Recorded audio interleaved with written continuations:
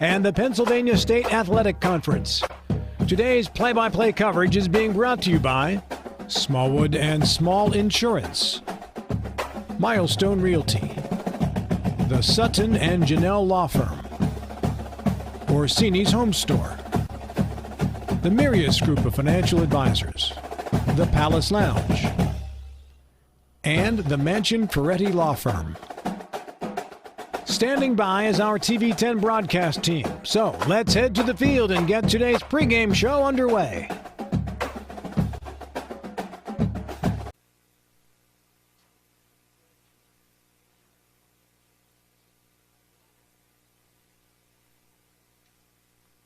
Good afternoon and welcome to George P. Miller Stadium on the campus of Indiana University of Pennsylvania. Nick Verzolini joined by Travis Smith for a top 25 matchup in the PSAC. This should be a good one, as it usually is. Shepherd leads the all-time series 4-0, but all of the games have been close, Travis, and this series has dated back a little bit over the years, but now that both these teams are in the same conference, obviously meeting yearly. Absolutely. You look back to the last time these two teams faced off right here on this field. It was in 2019 during the playoffs, and Shepherd was able to pull out a dramatic 31-27 victory over the Crimson Hawks. So right now you feel the Crimson Hawks probably have a little chip on their shoulder coming into today's game. And like you mentioned, they have yet to break into the win column versus the Shepherd Rams. However, Frank Tortorella, the head coach of the Indiana University of Pennsylvania, he's 5-2 versus ranked opponents. So he's capable of winning big games. He just hadn't had an opportunity to knock off the Shepherd Rams yet. And early on in the season, and this one certainly does feel like a big game. Obviously, two teams that are ranked in the top 25 in both the major polls. Two teams obviously in the same conference. So there's a lot riding on this early season game, and two teams that also come in obviously undefeated. IUP after a close victory over Kutztown, and Shepherd blowing away Gannon last week. So I'm expecting this to be another close game in PSAC football. Absolutely. You look at Shepherd, they were able to follow up a dramatic win in week 1 over Ohio Dominican, 35-30, coming out and really just blowing the doors off of Gannon, putting up 56 points against Gannon coming into today's game. So they've had a chance to see what works, see what doesn't work, able to make a lot of adjustments between those first 2 weeks. So they're really coming in primed to have another really big game today. And then you look at over on the other sideline with the Crimson Hawks, they had one tough game against Kutztown, a quality opponent, and they were able to pull out a tough win there. So they're coming in riding sky high on confidence, and they're able to make some adjustments from week 1 into week 2 to this season. So you have two teams that are really primed to go out there and play their best football. One thing for the Crimson Red Hawks, though, although he did start the first week of the season, he's not their starting quarterback. Javon Davis, you look at the Crimson Hawks offense, did a solid job last week, but the starter is out. Harry Woodbury, the starting quarterback, was not able to play last week. But, again, the Crimson Red Hawks still good enough. They rallied around the backup quarterback and able to put in a solid performance behind him. Last week, went 20 for 30, 204 yards and 2 touchdowns. So if you're able to get that out of your backup, you got to feel pretty good. Yeah, I feel like both these teams have two good guys at starting quarterbacks. Obviously, though, this IUP team looking to its second-string quarterback, but still a very talented second string, and obviously Shepherd led by Tyson Bajan. And, of course, Travis in this game, it's interesting to me, and we'll hear from Coach McCook here in just a little bit. I mean, this is a team with a lot of different weapons, and we saw some of those guys step up last week, and he said to expect to see some more new names step up this week. So, this Shepherd offense is clearly the bigger strength, but the defense has been solid as well. They have, and you just look at the players that they have, all three levels on the defensive line, the linebacking core, and in particular that secondary. What seems to be an odd pattern with this defense on the Shepherd sideline is that they give up a lot of points. So far, they've given up 28 points per game. You can even take that back into the 2019 season. Over the last 10 games, the defense has averaged giving up over 28 points per contest, which in most cases will be bad, but you factor in an offense that's putting up over 45 points per game, you're going to come out on top of a lot of those games. But still, you'd like to see that defense, with the amount of talent and playmakers that they have, to not give up that many points against their opponents. They were going up against a very young, inexperienced Gannon team, yet Gannon was still able to put up 26 points against them. So it's a big matchup early on in the PSAC season. It's a beautiful day here in Indiana, Pennsylvania. We'll step aside for a 2-minute break. On the other side of that break, I'll be joined by the coach of the Shepherd University Rams, Ernie McCook. This is Shepherd University Rams football on TV 10. Looking to buy a home in the Eastern Panhandle? Having trouble getting your house sold? Then call Chris Ross and the Milestone Real Estate Group at Keller Williams. A Martinsburg High School graduate, Chris knows the local market, and he's proven it as the #1 real estate team in West Virginia in 2019. Milestone Real Estate Group at Keller Williams. Phone 304-579-7349 or go to callchrisross.com. Let's celebrate your real estate milestone together. The Palace Lounge in Martinsburg has a brand new list of daily specials. Monday, stop on in for burger night or enjoy a nice juicy steak every Tuesday and Wednesday. The Palace Lounge also offers freshly steamed shrimp Thursdays and chef specials every Friday and Saturday. Sunday is all-day breakfast and there are drink specials daily too. So come enjoy the Palace Lounge. You can find them on Facebook or call 304-267-7520. The Palace Lounge is located at 1350 Edwin Miller Boulevard. The right attorney can make all the difference in the outcome of your case. I called Sutton and Janelle, the best lawyers you could ask for.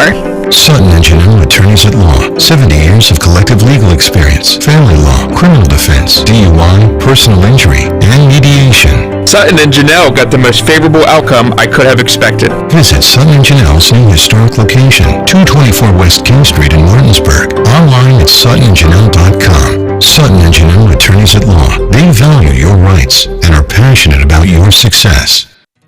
W. Harley Miller Systems understands the need and desire for reliable and affordable smart home solutions. Secure your home with a security system and keep a close eye on your family. Automate your home with a Control4 system and have smart technology work as one. Set daily schedules to control your thermostats. Push a button and set the mood for dinner by dimming lights and playing music, or just sit back and enjoy a movie in your own home theater. Put decades of experience to work for you. Visit us at WHMsystems.com or call 304-350-1931.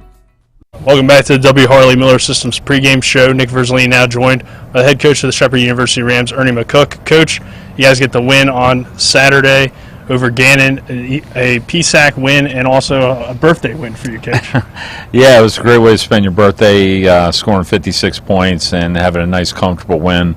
Thought our players did a great job in executing the game plan in all three phases. We still have things we got to clean up and get better at, but all in all, it's great to get a win on the road.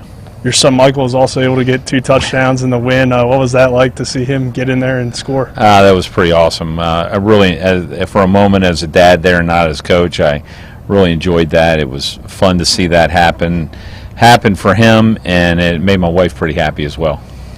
What were some of the takeaways from the victory in terms of positives and maybe some things you still need to clean up heading into this week? I thought that we were very efficient in our game plan on offense. Coach Correll did a great job of putting a game plan together and calling it, and our offense executing it. I think we were 100% in the red zone. We were high 80% in third down conversions, so we were staying on schedule. We were able to be effective both with balance and running and passing. So I feel really good about that. I thought our special teams were really strong. We had some great returns. I thought we, took care of the football, and I thought we were aggressive on defense. So we got to continue to get better in all three phases. But all in all, I'm pleased with our performance. But we have a big one this week. Yeah. Also, we're able to get some different guys involved, not only your son, but some different wide receivers that we didn't really see do much in week one. So does that kind of talk about how much talent you have on your roster that you're able to really throw in new guys each week and get some different guys involved? I think we have we're pretty deep at the receiver position with a lot of good players, and we're starting to get guys back from camp injuries. So I think that's a positive for us. I think you're going to see a couple new names and faces probably step up and hit the stat line over the next couple weeks, and we hope we continue to be able to spread the ball around, guys step up and do some positive things. So this week, IUP, another tough challenge, and this is a top 25 matchup, so a lot of people have their eyes on it. What are you looking forward to about it? I think IUP's they have 2 big receivers on and that are playmakers, Division I transfers. They have a big physical offensive line, some running backs that are very explosive, quarterback that's been in the program, is a winner from high school to where he is now.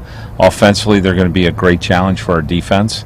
They're going to have balance. They're going to find ways to get the ball to their playmakers. Defensively, they're big in the middle. They've got length and speed on the outside, on the edges. They have a Division I transfer linebacker that's a really good player. And their secondary is led by number 2 corner who could play linebacker, probably could rush the passer, could do everything.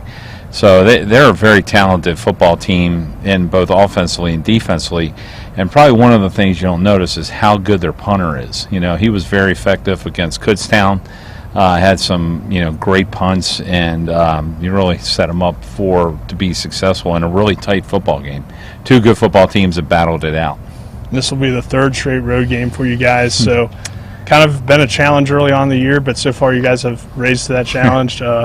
Well, if you go back to 2019, this will be the 6th straight road game. There you go. So our guys, we're happy to be here at Ram Stadium for our practices. We're going to stay focused and really put our best foot forward to be the most competitive team on the road and try and finish strong. And I think that would be a pretty, we have a great challenge ahead of us. But, I think we travel well. Our kids have great focus. And we have a resilient group of players with great grit and determination. All right, thanks so much, Coach, for joining us. That was our pregame interview with head coach Ernie McCook. Brought to you by Parsons Ford. They became number 1 by making you number 1 first. We'll be back with more on the W. Harley Miller Systems pregame show. Ever try to collect on an insurance claim? Perhaps a homeowner's claim, auto accident, or fire. Insurance companies collect money from you for protection should something bad happen. And when it does, they don't want to pay, or they offer too little. At Mansion Ferretti, we have an attorney who worked defending insurance companies and knows all the dirty tricks they play to deny or lowball your claim. Call us today for help in getting what you really deserve. Mansion Ferretti, when you need justice. Erie Insurance says here's to the grown-ups who move, mortgage, mow, and still bust a move. But does your home insurance still fit? Erie helps you protect the home you've grown into, all at fair prices that are often less than the other guys. So how do you find the right coverage? Magic. Nope. Local independent agents who get to know you like this. Your local Erie agent in Martinsburg is Smallwood & Small Insurance. Get a quote at smallwoodandsmall.com. Erie Insurance. Nothing goes better with football than chicken. From Pee Wee to the big boys to the wing T formation. Oh my, fumbling, bumbling, stumbling.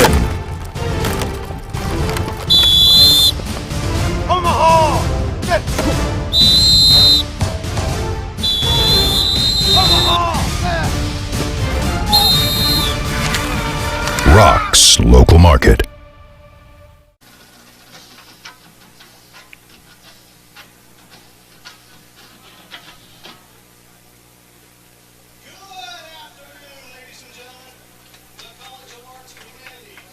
Welcome back to Indiana, Pennsylvania, as the Shepherd University Rams get ready to take on the IUP Crimson Hawks.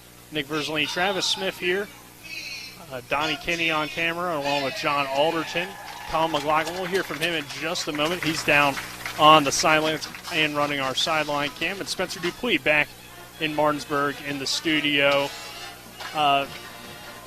Travis, let's talk a little bit about what Shepherd did a week ago and what they'll need to do in this game. We'll start, I guess, kind of just give a recap of last week's game.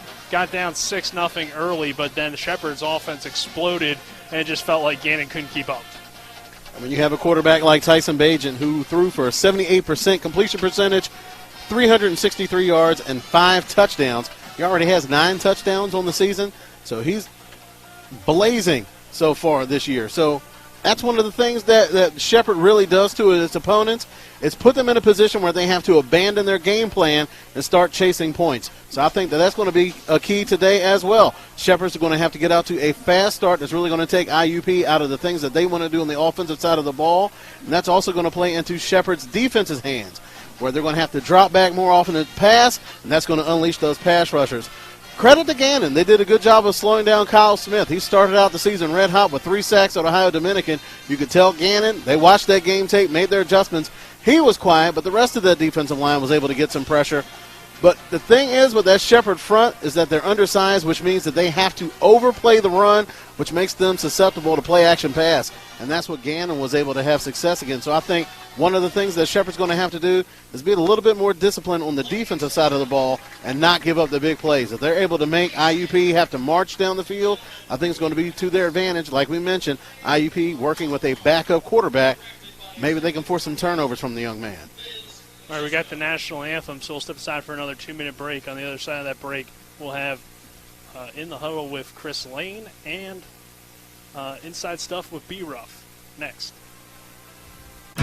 Mark your calendar for October 15th, 16th, and 17th and plan to join us for the 42nd Annual Mountain State Apple Harvest Festival. Modified from its traditional schedule, this year's Apple Harvest Festival will feature many exciting family-friendly outdoor events for the entire community to enjoy. The Mountain State Apple Harvest Festival, sponsored by BCT, invites you to like us on Facebook and follow along for all the details of this year's 3-day event. MSAHF.com. The Honda Civic and the Accord are uniquely stylish in their own way. But do you know what they have in common? Reliability and comfort? Sure. Available turbocharged engines? Of course. But also, the driver, having fun for no reason, except for the thrill of driving a Honda. Kelley Blue Book's 2021 Best Value Brand. Miller Honda, south of Winchester, home of the lifetime powertrain warranty. www.mymillerhonda.com. Based on 2021 brand image awards from Kelley Blue Book, visit kbp.com for more information. Welcome back to the W. Harley Miller Systems pregame show. We now go in the huddle, brought to you by the Mirius Group and Ameriprise Financial Advisors John Everson and Phil McCoy. Call Ameriprise Financial Services at 304-263-4343 or stop by their offices at 1270 Winchester Avenue in Martinsburg. We now go in the huddle with Rams linebacker Chris Lane. Chris, team got down early on 6-0 on that opening drive, but after that you really sharpened up defensively. What was kind of the key to that, trying to recover from an early rough start, but able to really put things together after that? We just had to lock in and play team defense, and everybody had to get on the same page. So, Chris, you're an All-American here in the preseason. Being one of the leaders on this team, what do you try to instill in the guys each week? Just take everything one play at a time, know your assignments, know your alignments, and just trusting the man next to you. So IUP this week, top 25 matchup, another road game as well. So what's the challenge this week? The challenge this week is just staying true to Shepherd football and showing everybody, whoever watching us and everybody tuning in, that we are Shepherd football. What stands out to you about their offense? They're explosive. They're real explosive. They got tough guys in the slot. Their O-line moves real well, good quarterback play, and they're going to get that ball. They're going to get their playmakers the ball. And then after this, you guys will return home to Ram Stadium. So obviously, your focus is on this matchup, but definitely looking forward, I'm sure, to coming back home. Yes, sir. Hopefully we can come home 3-0. All right, so thank you for joining us on In the Huddle, and that will do it for this portion of the W. Harley Miller Systems pregame show. When we come back, we'll have more from IUP. This is In the Huddle, brought to you by the Mirius Group and Ameriprise Financial Advisors John Everson and Phil McCoy. Call Ameriprise Financial Services at 304-263-4343 or stop by their offices at 1270 Winchester Avenue in Martinsburg. I picked Shepherd University because I'm not just a number. One of the things that surprised me is how friendly everyone is. I like being able to walk down the street and have the professors recognize me by name. I'm constantly learning. But it also has taught me so much about myself and about what I want to do with my future. The location at Shepherd is amazing. Cities like Washington, D.C., Baltimore are only about an hour and a half away. You just got to see it. Once you see it, it just takes your heart.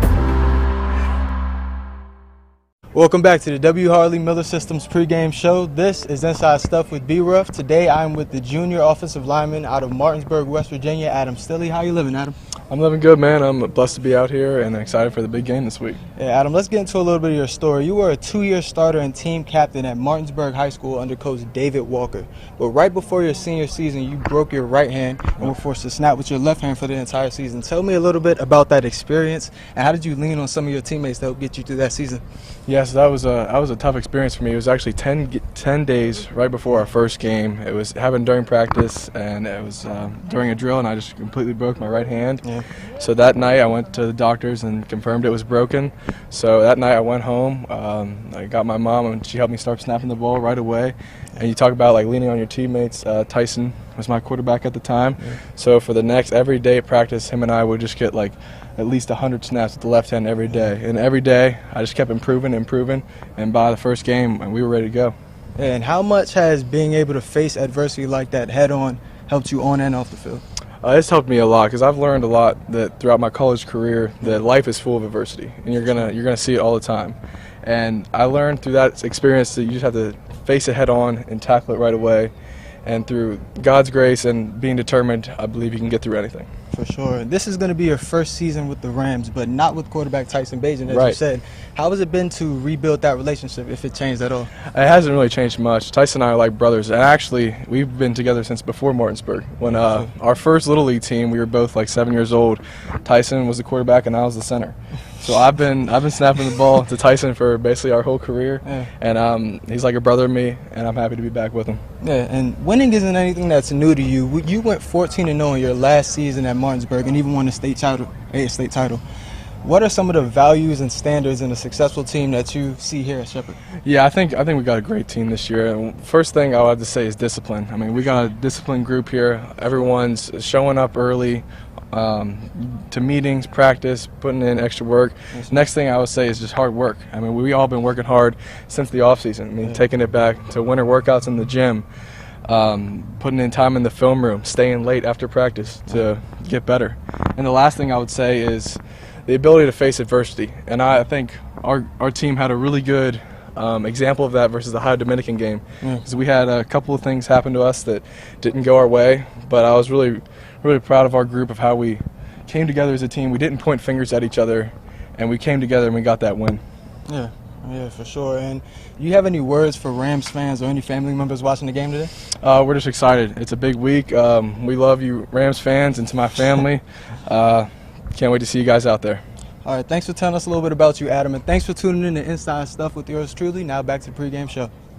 Hi, this is Talk Radio WRNR and TV10's Rob Mario. My family first stayed at La Bella Vita at Deep Creek Lake in Maryland several summers ago, and we've gone back every summer since. La Bella Vita is owned by Martinsburg residents who've meticulously decorated and furnished this amazing mountaintop vacation home with breathtaking lake views that is only 2 hours away, featuring 5 bedrooms, 5.5 bathrooms, a fireplace, a large family room with an 85-inch TV, a hot tub, and multiple decks. There's lots more of the La Bella Vita experience to enjoy, including Deep Creek Lake itself, a 3,900-acre lake with 69 miles of shoreline. It's a great combination, and it's waiting for you. So take it from somebody who's been there multiple times. You are going to love staying at La Bella Vita at Deep Creek Lake. For more information, visit the Facebook page or contact Tailor Made Deep Creek Vacations and Sales, or call 301-750-2182.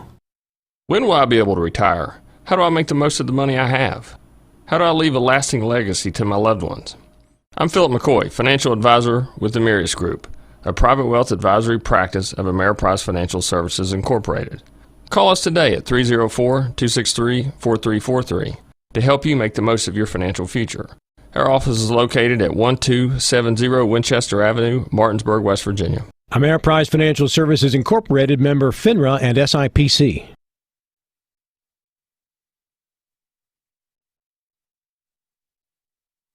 And 304-350-1931 or visit WHMsystems.com. So, Travis, we talked a little bit about Shepherd and what they did last week. This is an IUP team that didn't have a game the first week when Shepherd traveled to Ohio Dominican, but did have a game last week and was able to get a close victory over a quality Kutztown team on the road.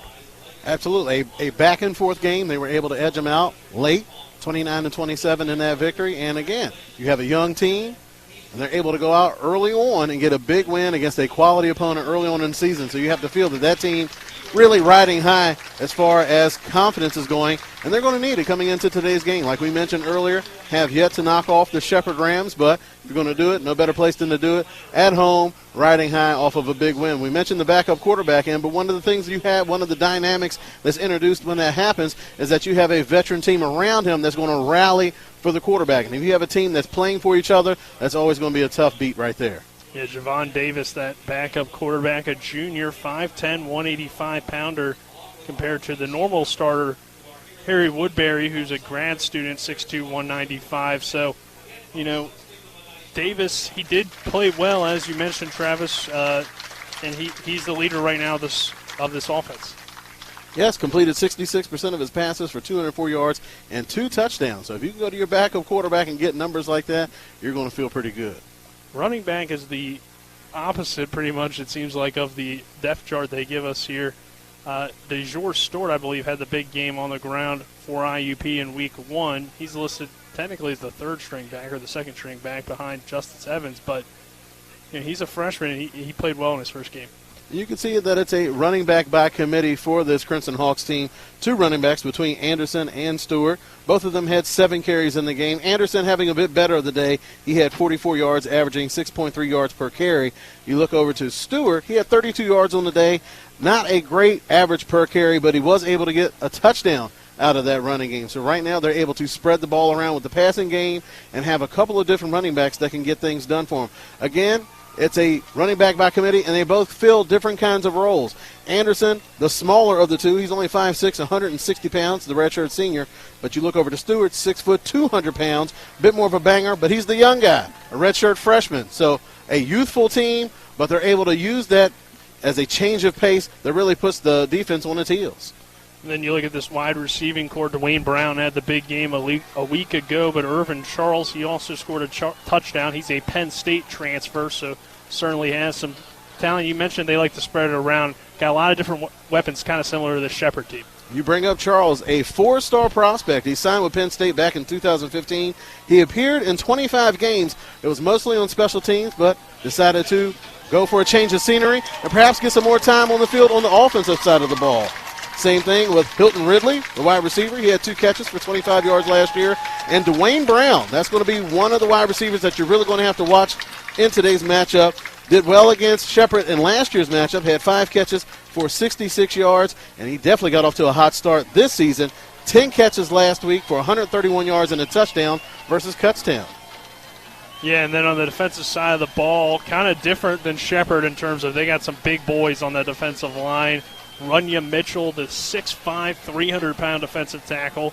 DeJour Fisher, the 6'1", 320-pound nose tackle. So a lot more size compared to Shepherd up front. But then as you get into their linebackers, it's pretty average size guys. But, especially those big D linemen, I mean, they're going to try to control things and use or allow their speedier linebackers to make some plays in the backfield by holding up the gaps. Exactly. What you want those big boys to do up front, you want them to eat up blocks. And you allow those smaller, rangier linebackers to flow sideline to sideline where they're not having to try to fight off those offensive linemen. And you bring up an interesting matchup. How is that Shepherd offensive line going to be able to get up to the second level and get on those linebackers? You know how Shepherd likes to run that zone run scheme, and that's one of the keys for that to have success is for those offensive linemen to be able to climb up to that second level, gobble up those linebackers, and allow their running backs to make plays in space. And then, Travis, let's get your keys to the game. Start with the Shepherd University Rams. Shepherd, no turnovers. Just can't have it, cannot put the ball on the ground, cannot turn it over as far as interceptions. Get off to a fast start. That is something that has been just their superpower for the past couple of years because they're able to take the opposing team out of their offensive game plans. And on defense, they have to play discipline. They can't overplay the run. They got to read their keys, but they can't peek in the backfield and give up big plays off a play-action pass. And then let's get your keys for IUP. And just the opposite for IUP. They have to stick to their guns. It's easier said than done. You want to try to make Shepherd do the same thing. You want them to march downfield, earn whatever they get, try not to give up those big plays, but you don't want to fall behind early where you're tempted to abandon your game plan on offense when you're chasing points. Once you do that, you are really in the wheelhouse of Shepherd, and that's why they're able to win as many games as they do because they do such a fabulous job of forcing teams to get out of their game plan. So that defense, they got a tall order, but what they're going to have to do is just try to keep everything in front of them, rally to the ball, and not give up yards after the catch. So far, Shepherd's running game has been hit or miss. Ronnie Brown has supplied a couple of big run plays, but it's been nothing sustained. So if IUP can limit those big plays in the run game and really make that Shepherd offense one-dimensional, that's going to be a big part of their success today if they're expecting to walk out of here with a win. So the Rams will kick it away to IUP to begin things here as we are just about ready to get started. August Screven will tee it up, and back deep is Carter and Malik Anderson standing in the end zone for the Crimson Hawks.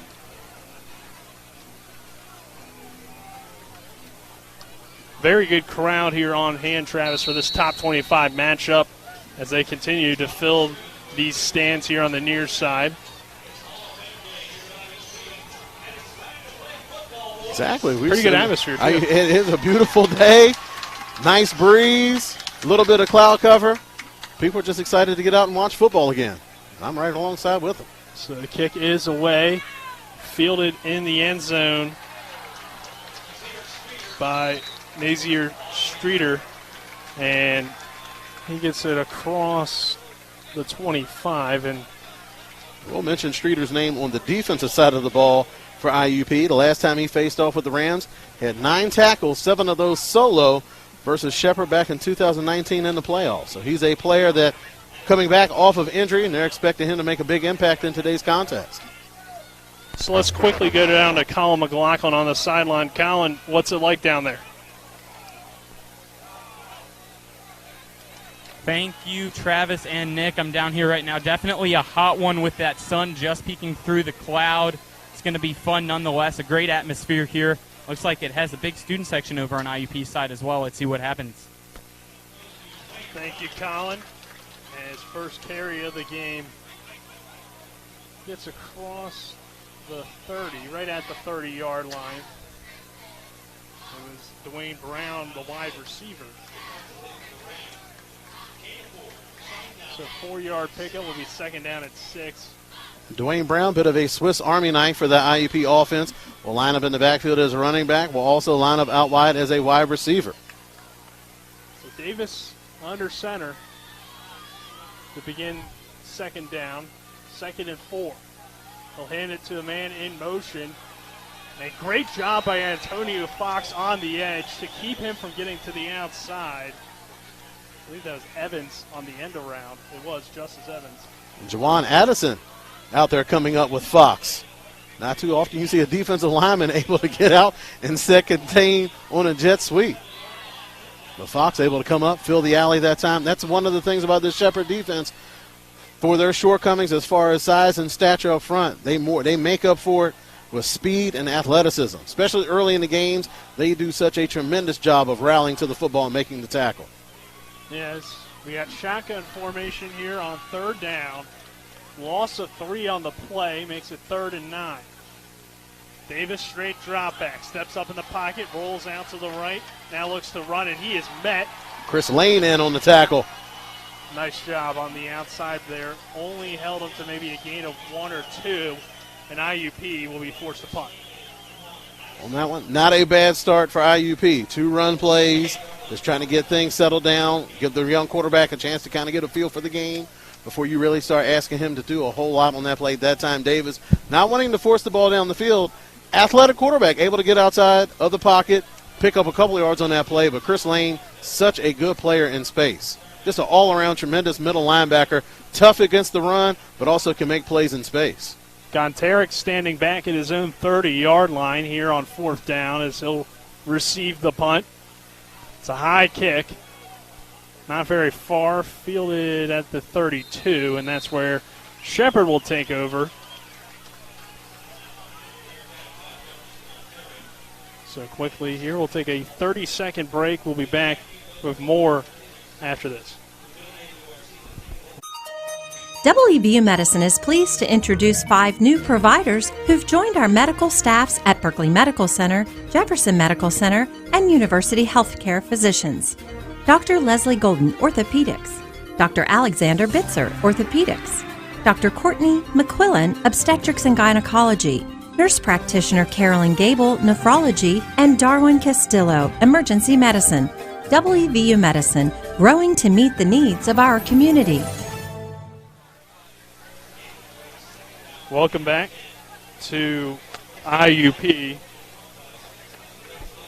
Sorry about that. 12:28 to go in this first quarter, 2nd down and 10 after the Bajent incompletion.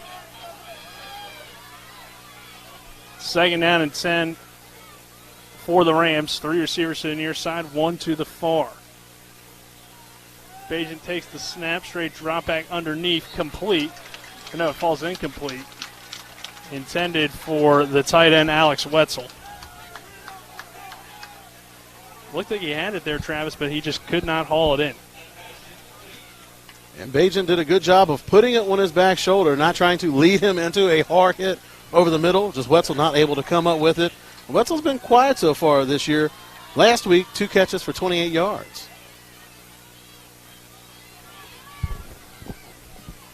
Bajan, straight drop back. Complete to Ryan Beach here on the near sideline. That will be a first down for Shepherd. Tackled by Darius Bruce, the defensive back. We knew it wasn't going to be too long before Ryan Beach got his hands on the ball. He has been absolutely electric so far this season. Last week, 8 catches, 82 yards for 1 touchdown. He has just been one of the bright spots early on in this season for this Shepherd Rams offense. Right at the 50 here, 1st and 10 from midfield. Bajan in the shotgun. Takes the snap. Looks to throw. Pump fakes. Now has to run. Bajan pulls it under and finds a few yards into IUP territory. Looks like Streeter was there to lower the boom. And you have to imagine that Shepherd coaching staff has to hold their breath every time Bajan pulls the ball down and attempts to run. Not known for his running, but certainly capable of finding a few yards when necessary. Uses his athleticism more to extend plays as he's looking downfield, but like you mentioned, he can pull it down and pick up some critical yards from time to time. Ronnie Brown in the backfield. He's kind of taken over that role, it seems like. And Brown will get the carry here. Stutter steps in the hole, tries to find some room to the outside before being tackled by a host of Crimson Hawks. Leading the way was big number 68, or might have been DeJour Fisher, who we highlighted in the pregame. You mentioned Ronnie Brown. Last season, 2019, mind you, he was a jack of all trades. He ran the ball, had 209 yards, running the ball, 3 touchdowns, also had a catch, had 28 kick returns for 668 yards. So he can do it all, but now transitioning into more of a regular player on the offensive side. No gain brings it to 3rd down and 8. Bajan looking to throw. Complete to Jonathan Moss for a first down. Down to the 35-yard line. There's Moss, one of the many weapons on this offense, Travis. I mean, you got Moss, you got Beach, you got Leonard, you got Gontarek, Wetzel, and Walker at tight end. I mean, this is Moss, one of the better offenses in the PSAC. Yeah, he's one of those graduate student transfers that Shepherd brought over from Murray State. During his career with Murray State, has 73 catches for 714 yards and 4 TDs. Brings a lot of experience to that wide receiving corps. 1st down and 10. Bajan sends Beach in motion. Beach was in the backfield for the Rams on the original formation. Bajan now looking to throw quickly. Incomplete here on the near side. Yeah, great play there by the corner, but he's going to get flagged for time. Too much. You just made a good play. You don't need to stand over him. And Streeter's a senior, too. I mean, you got to know that stuff anyway, but, I mean, to have one of your veterans make a silly mistake there because he made a great play. Awesome play on the ball, came up. He's on his sidelines. It's a home opener. I get it. Football's a game of emotion and passion, but you're a senior. You got to be smarter, and what you can do is give easy yards and extra possessions to an offense like Shepherd. Yeah, especially, I was going to say that, especially to the Shepherd offense, who is capable of striking from anywhere with any amount of time, and now you set them up in the red zone or right outside the red zone at the 21-yard line. Bajan in the gun again, sending Beach in motion from right to left. Bajan takes the snap, play action. He's under pressure, steps up, and dives forward. A good thing about when he does run, he doesn't take a lot of hits. He knows when to get down, and there, I mean, just kind of had the pocket collapse on him and try to make something out of nothing. And he better get down because Ronye Mitchell was right there. That's one guy you don't want to go toe-to-toe with. Definitely not. All 6'5", 300 pounds of him. So it'll be 2nd down after the 2-yard pickup. Bajan in the pistol formation. Sending Gonteric in motion. Bagent will fake it to Brown. Look over the middle in triple coverage for Gonteric, and the pass falls incomplete. Maybe trying to draw a penalty there, but the refs do not throw one, and it'll be third down. And not unusual for Shepherd, but so far very one-dimensional, just looking to pass the ball. And why not? Your quarterback has been red hot to start the season, so you feed the hot hand until something else opens up. But Ronnie Brown, you can see, a lot more comfortable in the offense. The first 2 weeks, really not sure where to line up, what to do, particularly on pass plays. Usually they would just hand him the ball because that kind of takes some of the worry out of it. If you have a young running back, not sure what he's going to do, hand him the ball. That way you're telling him exactly what to do. But where it takes a little bit more veteran savvy is when you put him out there on pass plays. Does he know who to block on blitz pickup, or does he know what route to run and how he wants them run? So Ronnie Brown showing a little bit more comfort out there on the field. And, again, that's a position that's wide open for this Shepherd team. They lost Deontay Glover, their stud muffin running back from last year, 1,300 rushing yards. Those are pretty big shoes to fill, but Ronnie Brown has proven he's a guy that can provide a spark. Yeah, we got a timeout here, so we'll take a 30-second break and be back with more here. No score opening quarter, 9:17.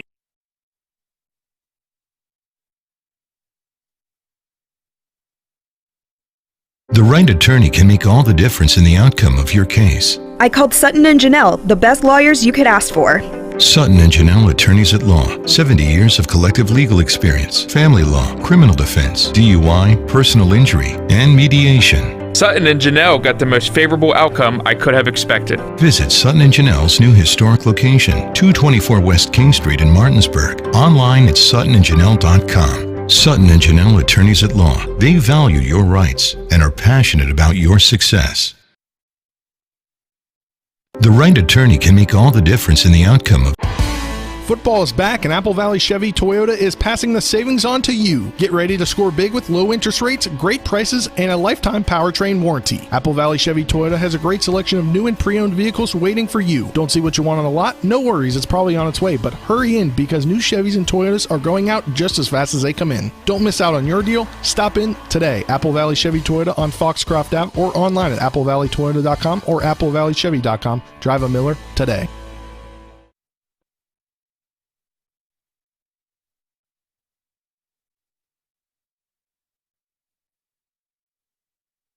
There's nothing like spending a week at the lake. In my experience, La Bella Vita at Deep Creek Lake is the perfect getaway. Owned by Martinsburg residents, it's only 2 hours away. Whether it's lounging on the spacious deck with amazing views or relaxing in the hot tub, it just doesn't get better than La Bella Vita. With plenty of space for family and friends, this 5-bedroom, 5.5-bathroom home is the perfect luxury mountaintop retreat. Inside, you'll find an extremely well-furnished home that features 2 master bedrooms, an 85-inch TV for everybody, and a fully accessible kitchen and dining area, with everything your entire family will need. Our family enjoyed roasting s'mores at the fire pit in the evenings, and by day, exploring much of the 3,900 acres that makes up Deep Creek Lake. The community has several excellent restaurants and lots of family-friendly activities, and they're all just a short distance away. For more information, visit the Facebook page or contact Tailor-Made Deep Creek Vacations and Sales at 301-750-2182.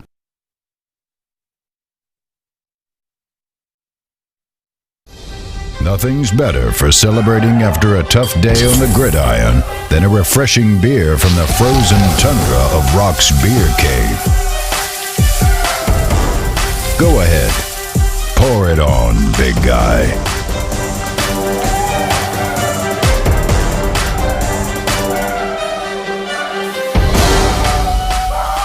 The beer was for after the game. Sorry, Coach. Cold beer. Get your Rock's cold beer.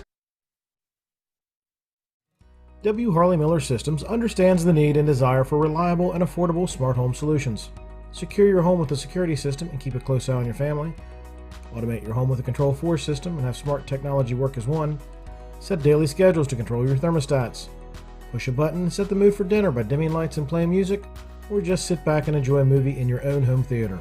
Put decades of experience to work for you.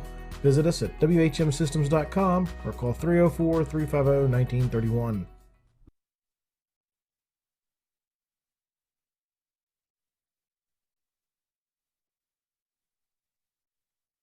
When will I be able to retire? How do I make the most of the money I have?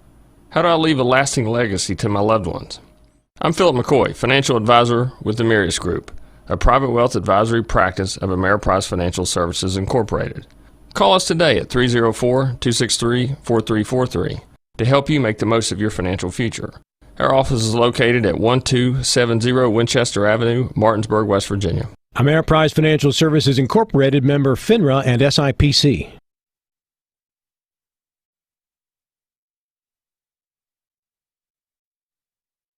Hi, I'm Annette McDonald, and I am the designer at Orsini's in Martinsburg, West Virginia. We welcome you into our store to show you a complete line of what we do here. We design your cabinetry, quartz countertops, granite countertops, hardware, anything for the full remodel of your kitchen and your home needs. We also do bathrooms, and we have flooring available too. We make sure that your project with Orsini's is the best in the market. Welcome to Orsini's. Orsini's.com.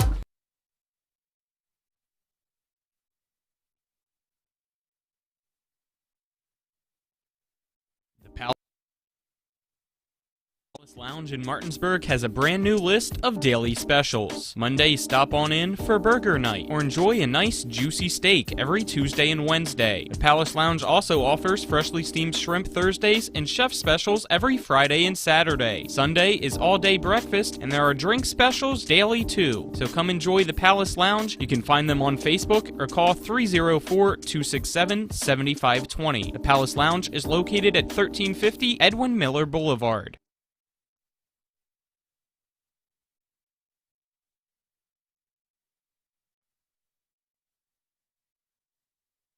The right attorney can make all the difference in the outcome of your case. I called Sutton and Janelle, the best lawyers you could ask for.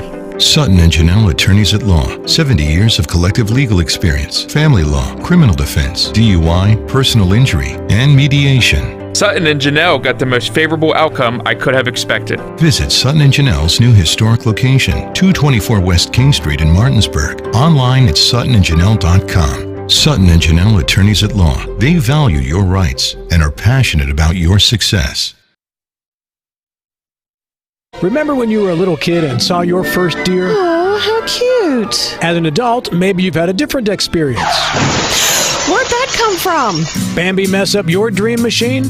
Call Cody's Auto Body today at 304-901-4777 and get the work done right the first time. Cody's Auto Body, 851 Wilson Street in Martinsburg, has a team of auto body professionals with a lifetime of experience putting your ride. Juke out a couple defenders, get on the sideline, turn on those jets, whereas Stewart is more of your pounder up the middle. That's going to tenderize him.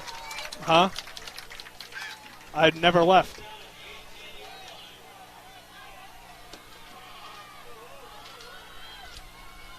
So after the beautiful run by Anderson, IUP is inside the 20-yard line in Ram territory. Davis, give it to Anderson. Nice hold to the outside, but a great job by Jawan Addison there, I believe it was, setting the edge and bringing his man down. I'm going to say it was Holloway. Duckworth, or maybe Holloway. Yeah, that was Holloway on that one. Did a good job, and not too often you want to see a defensive lineman running back down from behind, but that's what Holloway was able to do, and that's one of the strengths of this defense. You're going to be able to sting them once or twice during the game, but chances are you're not going to be able to keep coming back doing the same thing. So IUP, good start to the running game right now, but they're going to have to keep switching it up early on until they get something established. 2nd down and 10 after no gain on that play. Davis takes the snap, pitch it to Evans. Evans trying to use his speed to the outside. DeLeon just missed him, but he ducked out of bounds after a short pickup. Did that play look familiar to you? That was a play that Gannon ran several times last week with their big quarterback getting out on the edge and doing that delayed pitch. What you want to do, that defense, they're quick to react. So if you show them something on the edge, chances are they're going to come rallying up hard. And when they do, you can do that option pitch to get outside. So you can tell the IUP certainly studied that game plan from last week because Gannon was able to have some success on the offensive side of the ball. 4:30 to go here in this first quarter. 3-0 Shepherd as IUP has it at the 16-yard line. Davis in the gun here on 3rd down. He'll look to throw. Fires near sideline, complete for a first down. Hauled in there on the far side by Irvin Charles. And IUP keeps the drive alive. And you certainly going to hear his name when they get down this close to the end zone. 6'4", 219-pound redshirt senior, a big target down here in the red zone.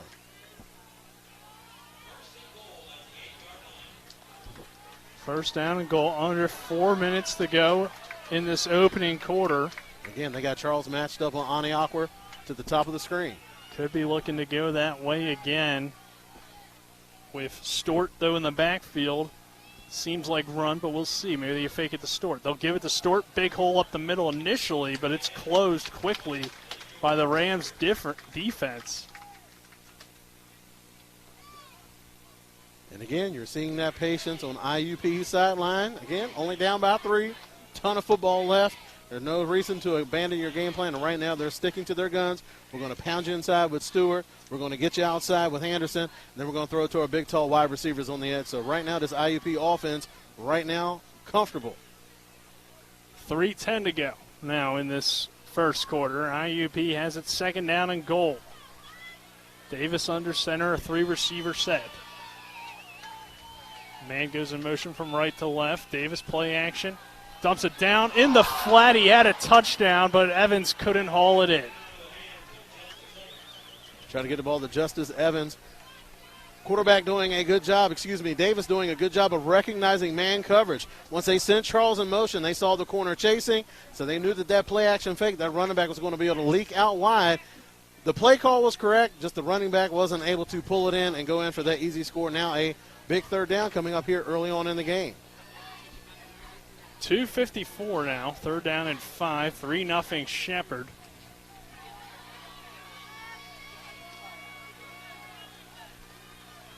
We apologize for some of those technical difficulties we had a few moments ago. Davis looks end zone. Incomplete. They wanted Charles, but he could not get a foot down there in that back corner, kind of what we expected there on maybe the first or second play, and it looks like IUP is going to try a field goal. Why not? You got a 6'4", 220-pound wide receiver. You're going to throw a fade to him when you get down inside the goal line, get down inside the red zone, inside the 10 on that play. Aniakwa doing a good job of using the sidelines as an extra defender, able to ride him out of bounds, forcing that incomplete pass, and now a field goal attempt on fourth down.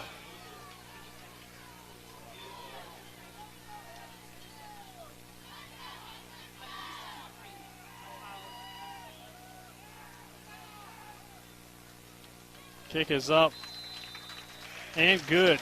So with 2:46 to go in this opening quarter, we have a 3-3 ball game. This is Shepherd University Rams football on TV 10.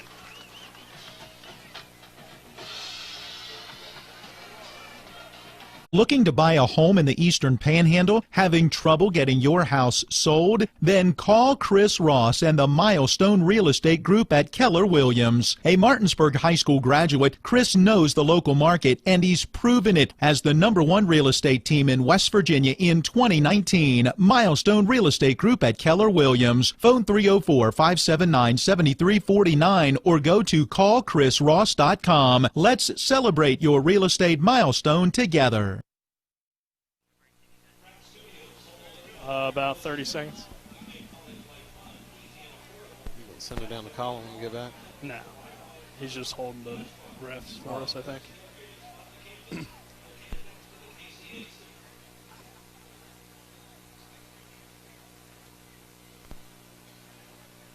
Ten seconds.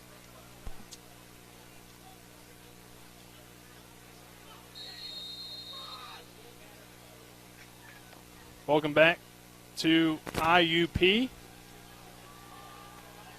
Crimson Hawks tie it up at 3 apiece here with 2:46 to go in this opening quarter. It's a short kick fielded by the up back around the 20. He gets some room and then gets met at around the 28-yard line. Our first quarter brought to you on TV 10.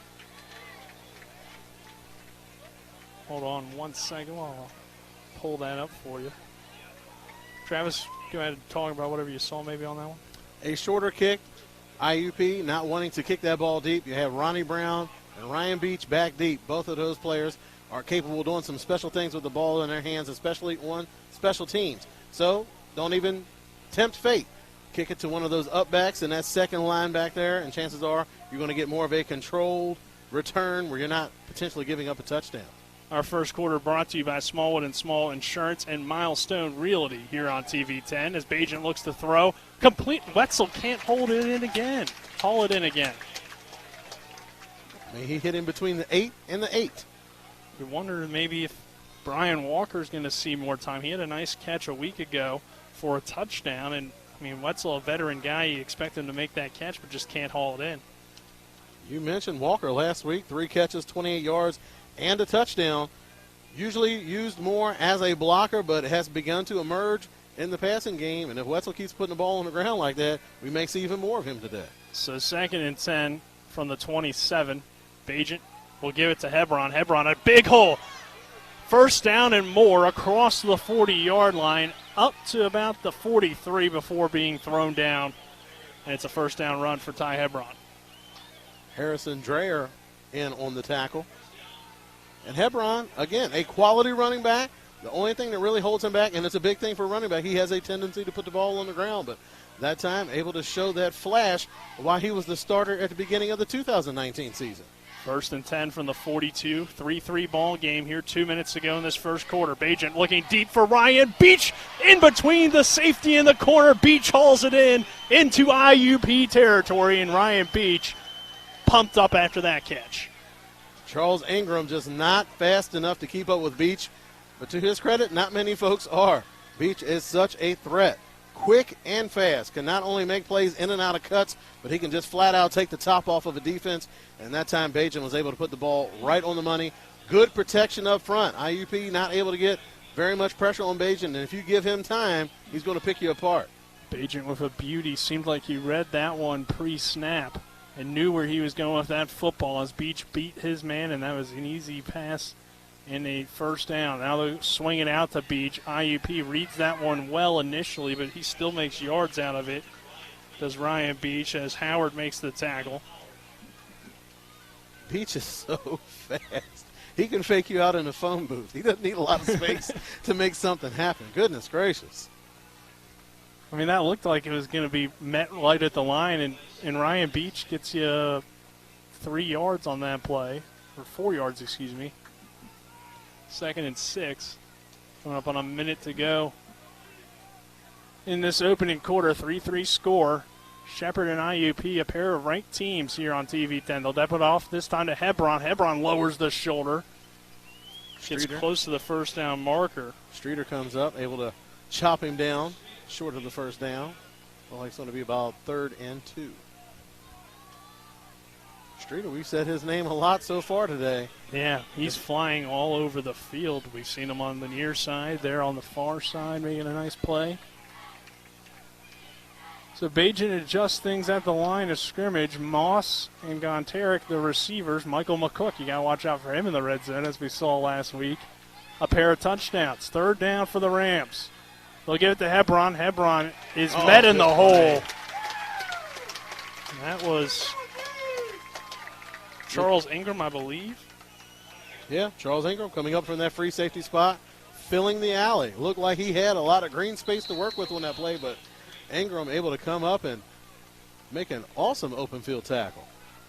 That's interesting that they don't put the ball in Bajan's hands on 3rd down, especially when you haven't really ran the ball well, and now a flag will back up the Rams. And you can tell it's end of the quarter. All right. So as good as this offense has been, you can still see that they're trying to figure out what role that running game is going to play. Of course, every offense, you'd love to have balance. You have an outstanding passing attack. You know that that's good. But how are you going to be able to incorporate that running game into that? And once you get down that close to the goal line, it's kind of tough to keep passing it and passing because you don't have that much space to work with. 3-3 our score. That does it for the first quarter. We're back in 60 seconds after this.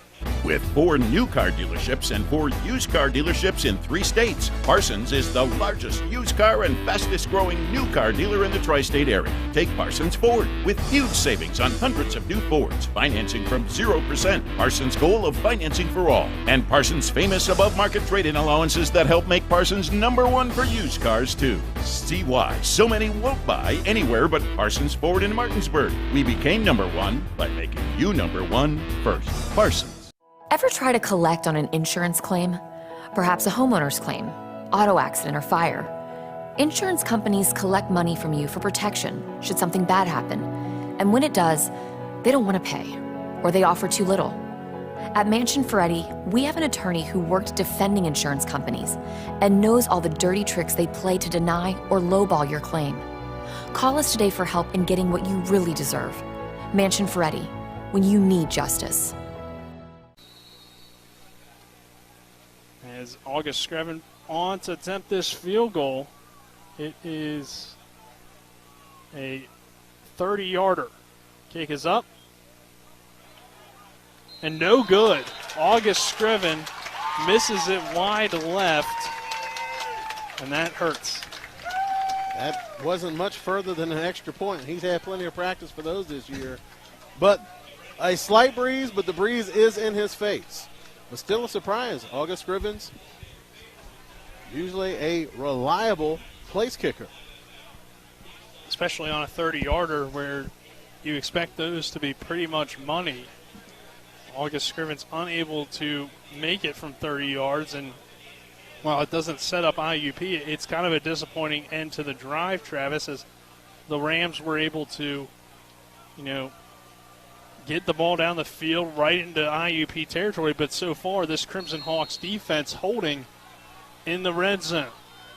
So the Crimson Hawks are back on the field. Davis in the offense, sprinting back out there with a 4-receiver set here on 1st and 10 from their own 20. Davis takes the snap. They'll give it to Anderson. Anderson, a huge hole, has the first down across the 35-yard line. Nice 15-yard run on that one. You come out in a 4 wide receiver set. You spread that defense out. You pull some defenders out of the box. And that's going to open up some lanes for the running back to slash them up the middle. And that's what they are able to do and really set themselves up with some good field position. They were backed up a little bit, but now they're sitting pretty. Give them 14 on the carry. Ball now on the 34, first down and 10 after the big run by Malik Anderson. Davis lines up again in the shotgun of Anderson to his right. In the same formation pretty much. Shepard stacked up on defense. Davis now dancing around the backfield and finding not much room. Kyle Smith meets him for a gain of 1 on the play. It will be 2nd down and 9. That's one of the things we talked about, the athleticism up front. But Kyle Smith and also Jawan Addison on the edge. What they're able to do, what they're able to allow that defense to do is when teams try to run that read option against them, they have the perfect kind of defensive end that you want. You have a player that's going to be quick enough to crash down. If it's a run play or if the quarterback decides to pull it, they're going to be quick enough to make that initial read and then recover and tackle the quarterback. Very tough to get a Shepherd defense to bite on those read option fakes. 13 and a half minutes to go in this first half. 3-3 our score here at IUP. Davis under pressure. Ball tipped at the line. Caught by an offensive lineman. And that's one that you guess don't catch, you knock down if you're the big offensive lineman, right? He's like, hey, this might be the only catch that I ever have in my life. It's not a positive play for Darrell Davis, the big left tackle on the reception. Sure, it's going to hurt his fantasy football numbers. But he's an offensive lineman. That might be the only catch that he ever has in his entire life. Well, he'll get 1 point for the catch. He's playing BPR. 3rd down here, 3rd and a mile, 3rd and 22. He'll tell his grandkids about that catch. He'll hype it up, though. It was a touchdown to beat Shepherd at home. For the national championship. They can always go back there on YouTube and be like, what are you talking about? And they'll just say, I don't remember. That's how I remembered it. As on the carry, you had to be there. DeJour Stewart finds pretty much no room in IUP after that big negative play. Will now be forced to punt. But really it all started with the Shepherd D-line getting some pressure, getting a hand up, and getting a tip, which kind of set up the play, and it could have been intercepted. So you rather have your left tackle grab the football instead of having it be intercepted. And again, you like the play from IUP's standpoint because you know Shepherd's going to give a big rush up front. So try to calm them down with a screen pass. Maybe you can kind of play a little keep away from those defensive linemen, but they were able to get their hands up, and that's tough for a quarterback that's shorter in stature to get that screen pass up and over the D lineman. Rams get some pressure on the punt. Gontarek lets it bounce, and it will roll inside the 25, inside the 20. So not what the Rams wanted there. So they'll have it on their own 16-yard line to begin this drive. We'll keep it here. Travis, 3-3 ball game, and both teams kind of seem to be feeling each other out here early on. And it's a little bit more in favor of IUP. They wanted today's contest to be boring. If you have an exciting, electrifying game, chances are Shepherd's coming out on top of that game. So what you want to do, slow the game down, limit those big plays, and maybe you can have a break here or there, a funny bounce here or there, and you're able to take advantage here in front of your home crowd.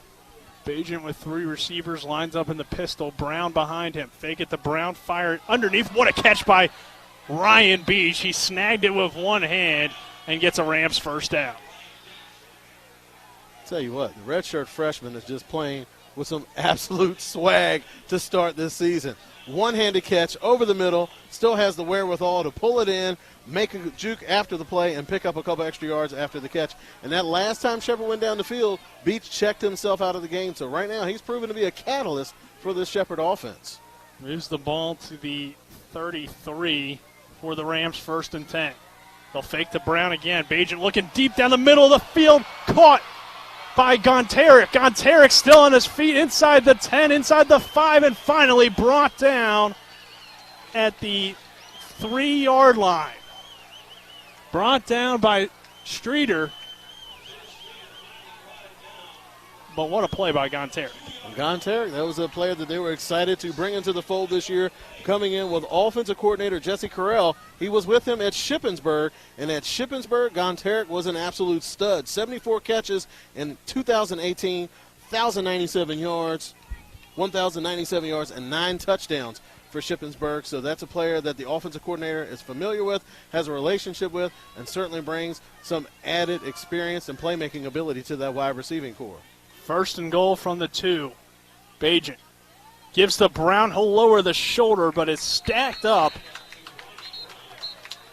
by that big IUP D line led by 51 Tyrone Fowler, the freshman.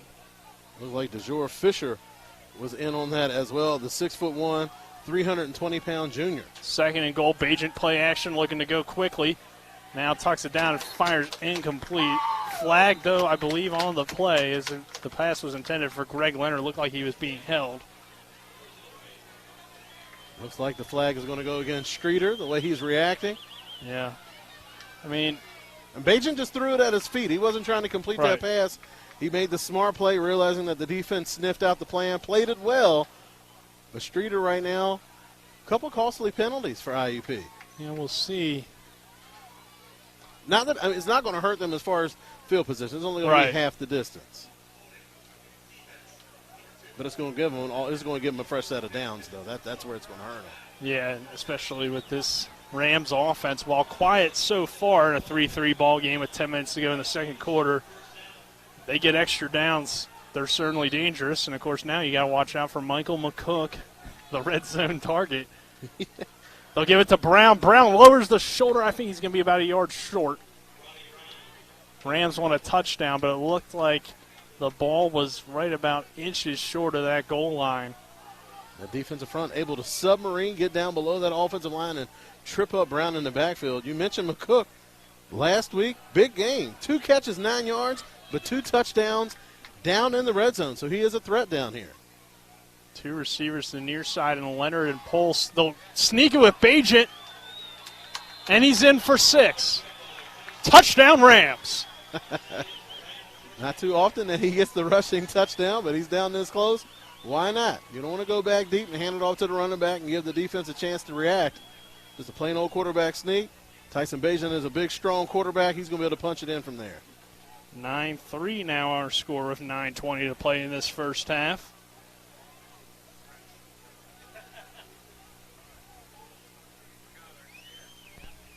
We'll wait the extra point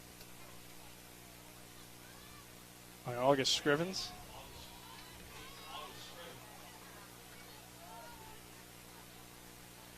This will make it a 7-point ball game. Good snap, good hold, kick is up, and good. So with 9:20 to go in this first half of play, we'll be back in 60 seconds. It's 10-3 Shepherd on TV 10.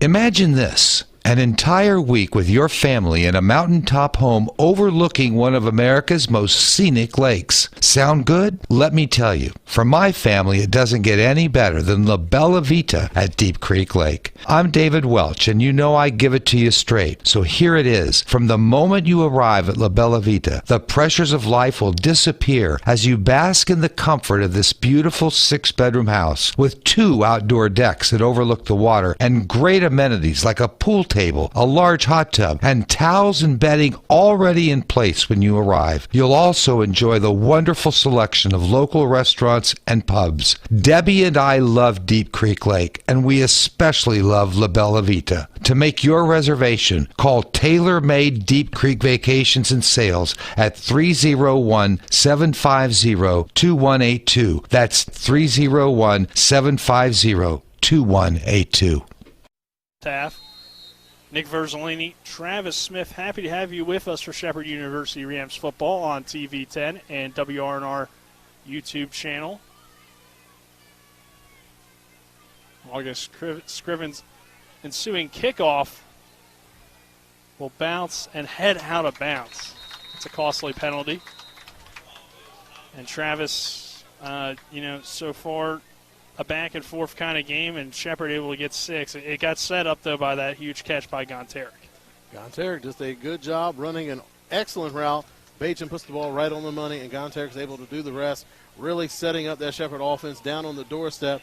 And then another penalty by Streeter gives Shepherd another set of downs. A little IUP was going to be able to hang tough, maybe bend but don't break once they got down there, but you give an offense like Shepherd extra possessions, extra downs, and it's only going to come back to hurt you. And Bajan was able to punch it in himself.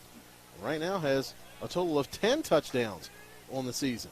The IUP was doing a good job on defense as far as limiting those big plays until Gonteric got loose on that last possession. Our second quarter brought to you by Smallwood and Small Insurance and Sutton and Janelle on TV 10. Davis under center in the I formation. Don't see that very often. They'll go play action pass and complete it underneath and for a first down, as stumbling his way forward was Grant Smith, the tight end, and he's able to get the first down and move the sticks. I mean, you don't see I formation much anymore, and there is a successful play. And a quarterback, when you have a quarterback that has that type of mobility, you run that play action fake one way, you run a waggle back the other way. Not many teams would tempt that fate of going against those athletic defensive ends, but Davis is an athletic quarterback. He's able to get outside and hit the big tight end. He's a big target, 6'4", 250 pounds. 1st and 10 from the 46 of IUP. 10-3 Shepherd leading, 8:40 to go in this first half. Davis looks to hand it off, and not much room on the carry by Evans. Rams stack it up again defensively, led by Chris Lane. And so far, that's the 4th different player that's lined up at running back for IUP. So right now, being very versatile with that running game. Each running back has a slightly different skill set and challenges the defense in different ways. So after the 1-yard pick, it'll be 2nd and 9. 8 minutes to go in this first half. Rams lead by 7. Davis gives it to his bigger back up the middle, and it's a first down run. IUP gashing the Shepherd defense. Antonio Fox makes the tackle. As there we see Stewart on the carry, the freshman running hard up the middle. And hats off to this IUP coaching staff, sticking to their guns, sticking to the game plan, not getting away from things that they like to do. Tate Gregory, the offensive coordinator, doing a good job showing that jet sweep early on, making that defense have to respect it. You come back to it, it's going to spread that defense open, and you let your big running back pound it right up the middle. Ball moves now to the 43-yard line. Davis in the gun. Stewart the back. He'll get the carry again, running to the outside, down inside the 40 before being tripped up. Looked like the turf monster got him on that one. You could tell he was kind of upset with himself, tripping up, getting off the right side. He had a lot more yards to gain on that play. Kendall Duckworth, the Kansas transfer, will be credited with the tackle here after the 5-yard pickup makes it 2nd and 5. I mean, if he doesn't fall there, he could still be going well inside, Shepherd territory. Evans the back here on 2nd down. 3 receivers set for the Crimson Hawks. Davis gives to Evans, and he gets stopped after a quick 1 or 2 yard carry.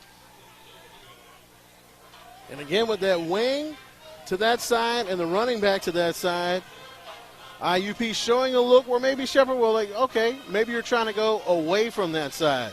But IUP trying to go right back to the side where they had success on their previous play. And Shepherd, they are smart, they are smart, they are smart. So you're going to have to constantly change it up. Ain't going to be too many times where you're going to be able to do the same play over and over again and catch them off guard. You're going to have to keep them sweet. You're going to have to keep changing it up throughout today's game. Very smart unit. 3rd and 5 from the 33. Davis looking to throw under pressure. Fires complete for a 1st down. Irvin Charles with the catch. Big target. He looks like a tight end, but he is listed as a receiver, and he is a big target. All 6'4", 219 of them. Davis showing some poise in the pocket. Looked like Kyle Smith was coming. Yeah, he was able to step up, buy himself a little bit of time, keep his eyes downfield, and threw a strike for the 1st down. He may technically be their backup, but he might not be when all things are said and done, because he's played well. 1st and 10 from the 30, and Rams nearly go offsides, but able to get back and not get the neutral zone infraction. Davis wants the deep ball toward the end zone for Charles, and no flag comes in. McDade might have got away with that one.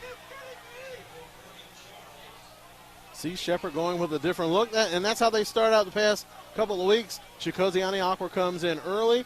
McDade comes in after that. And McDade has been a very good player for him this year. 4 pass breakups. Let's go ahead and make it 5. A little physical in that play. I was expecting the penalty to be thrown. A lot of times when that defender initiates contact and he doesn't get his head around, that's usually an automatic flag, but the referees, they're going to let him play today. I mean, you got to be physical, though, with Irvin Charles. And that might be one of the reasons why they didn't call it, because there is a big difference in size. There's Stewart up the middle again. A big hole is closed relatively quickly by the Rams defense. Looks like Malik Holloway was in on that tackle, wrapping up the big running back quickly. Like you mentioned, as fast as that hole appeared, it disappeared. So 3rd down and 7. And Shepherd, you see how they're rotating those defensive linemen. They do such a good job of getting upfield, putting pressure on the offense in the run game and in the passing game, but you got to keep them fresh. You rotate them throughout the game. Shepherd, so far, they have been up to the challenge. Those defensive linemen have been getting after. Davis in the gun again here. Anderson his back. Davis, pump fakes, looking deep again. Same kind of play. And again, no penalty. Kind of pushing and shoving that time on both sides. And did a flag come in? Yes, the back judge called that one. Didn't look like he was going to throw it initially. He heard the crowd reaction. That sideline judge was not even reaching for his pocket. The back judge had to make the call on that one. Hilton Ridley, Irvin Charles' backup. He's a tall kid as well. Freshman, though, 6'2", 198. To me, that would have been the one that I wouldn't have called because both guys were kind of going back and forth. The other one I could see calling it. But I guess the back judge was like, I'm not going to let this one slide. Fresh set of downs for that IUP offense, and again, they are staying disciplined and in their game plan, and that's keeping them in the game right now. Yeah, maybe a makeup call there as the ball moves to the 15-yard line. We first down at 10 for the Crimson Hawks. Davis under center, I formation. Anderson the back. Two receivers go to the far side, none to the near.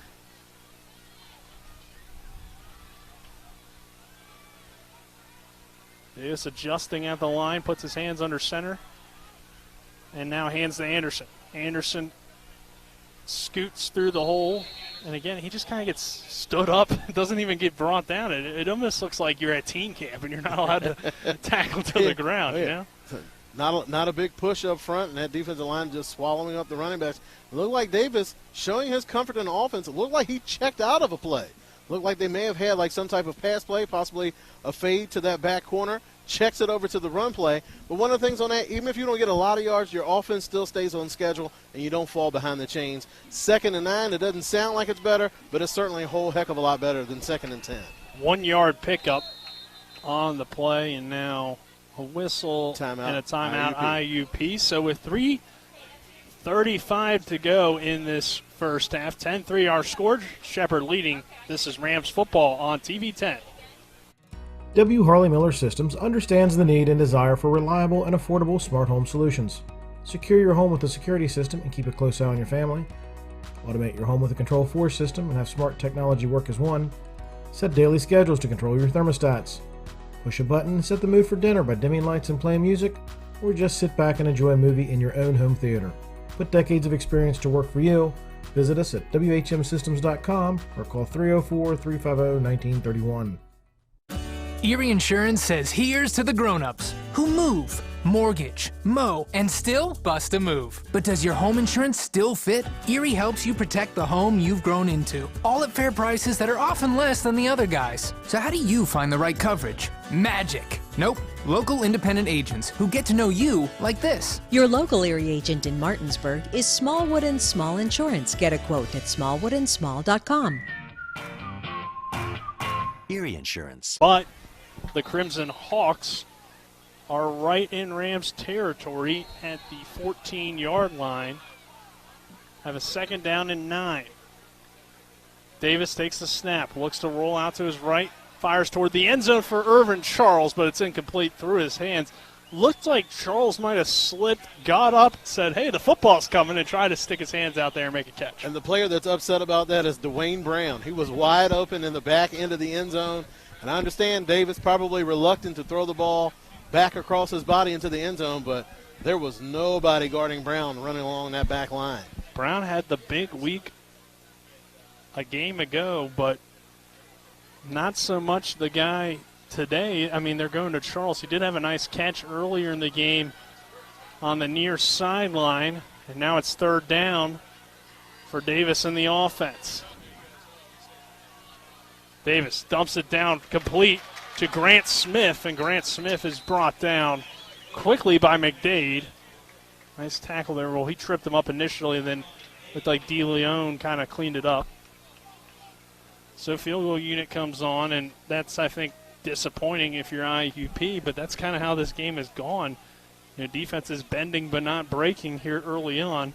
And IUP kind of got away from the run a little bit once they got down inside the red zone. That's a good point. Because they were running well as Luther comes on to attempt this short field goal with 3 minutes to go in this first half. This will make it a 10-6 ball game. It is a 25-yard field goal. Kick is up. And good. So with that, 10-6 our score, 2:47 to go in this first half. We're back in 60 seconds. This is Shepherd University Rams football on TV 10. WVU Medicine continues to expand to meet the needs of our growing community. We're excited to offer high-quality healthcare in the Shepherdstown area at our new medical office facility located on Route 45 West at 60 McLean Way. Services available at the new WVU Medicine Shepherdstown location include primary care, behavioral health and psychiatry, and specialty care. Plus, 2 departments of Berkeley Medical Center are on-site, lab services, and x-ray services available weekdays 7 a.m. to 3:30 p.m. Make an appointment today at WVUMedicine.org. Nothing's better for celebrating after a tough day on the gridiron than a refreshing beer from the frozen tundra of Rock's Beer Cave. Go ahead, pour it on, big guy.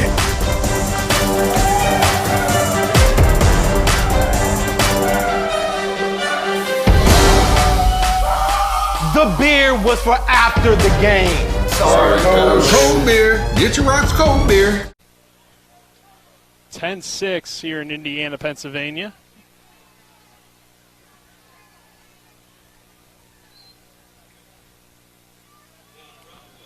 (10-6) with 2:47 to go in this first half. IUP gets in the red zone and only gets 3. Brown fields it. Brown across the 25. And now we'll send it. A little bit of a fight here, but we'll send it down to Colin McLaughlin on the sideline. Colin, how you doing? Thank you, guys. Doing all right down here. Definitely hot. Was trying to see what that little scuffle was, but couldn't see much of it. My view was obstructed. However, heat index right now, it says here in Indiana, Pennsylvania, it's 84 on the turf. It's definitely much hotter down here. At halftime, I'm going to talk with Coach McCook. I'll ask him how it's affecting them and their team. Back up to you guys. Thank you, Colin. Yeah, it is hot. Luckily, we're underneath this kind of awning and not getting as much. Just going to rub it in. Got a nice breeze, comfortable chairs. Flag comes in. Kind of forgot that Colin's down on the turf as well, so it's about 10 degrees hotter. Big football player sucking up all the air. Yeah. He's in gray, too, so darker color, just like the Rams. But penalty moves the Rams back here to begin this drive. First down now and 15. And Shepherd looking to get 6 here. I mean, that would certainly give them some confidence with the extra point and put them up 11. We got to reset this clock. But this is an important drive, Travis, because not only does Shepherd would like to get points here, they get it to start the second half as well.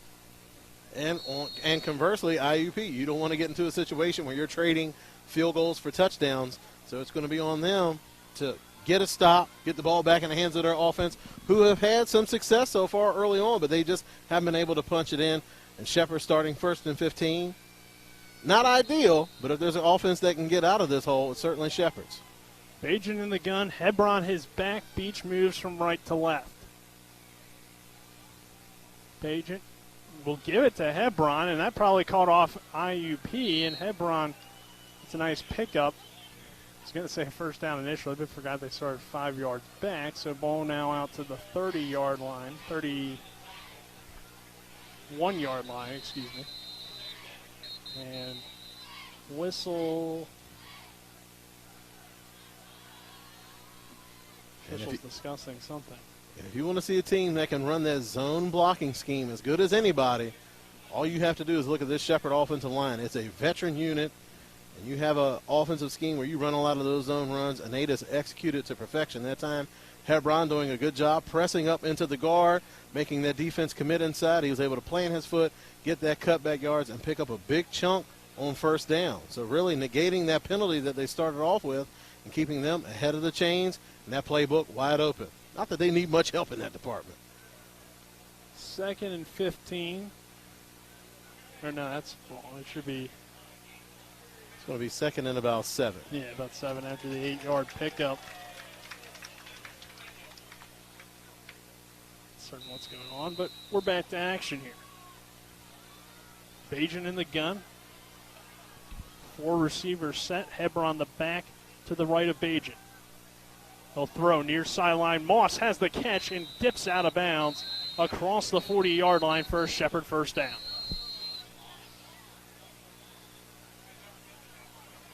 But now we have another stoppage. That ball was a little bit high to Moss. He was able to bring it down inbounds to pick up the first down, but if Bajent puts it a little bit more on a rope, might be able to catch that ball with some space to make something happen after the catch, but a first down nonetheless. Some issues with the game clock. That is our current issue. Game clock reading 2:25. It is 10-6. Rams on top here as Shepherd looking to add to its lead before the half. Bajent throws again, quickly out to the far sideline. He wanted Moss again, but it falls incomplete this time. It'll be 2nd and 10. Moss using that quickness, lined up in the slot, doing a little reverse pivot out to the sidelines. Difficult play to get some timing down, and again, you're throwing into the wind, and that ball looked like it sailed a little bit on Bajent. Moss not able to make that connection. So they'll flip it here. Moss and Beach come to the near sideline. Looks like Leonard and Gonteric, I believe, out to the far side. Not exactly certain who that is. But no backs. That's Hebron in the slot there. Bajent steps up. Will fire off 1 foot and incomplete. Again looking for Jonathan Moss. He was under pressure, though, and almost dropped a dime in there. That was tough. He had a defender draped all over him. What they wanted to do is show that bubble with Beach. He's so dangerous on the edge. They're trying to bait that defense to come up to take away the bubble.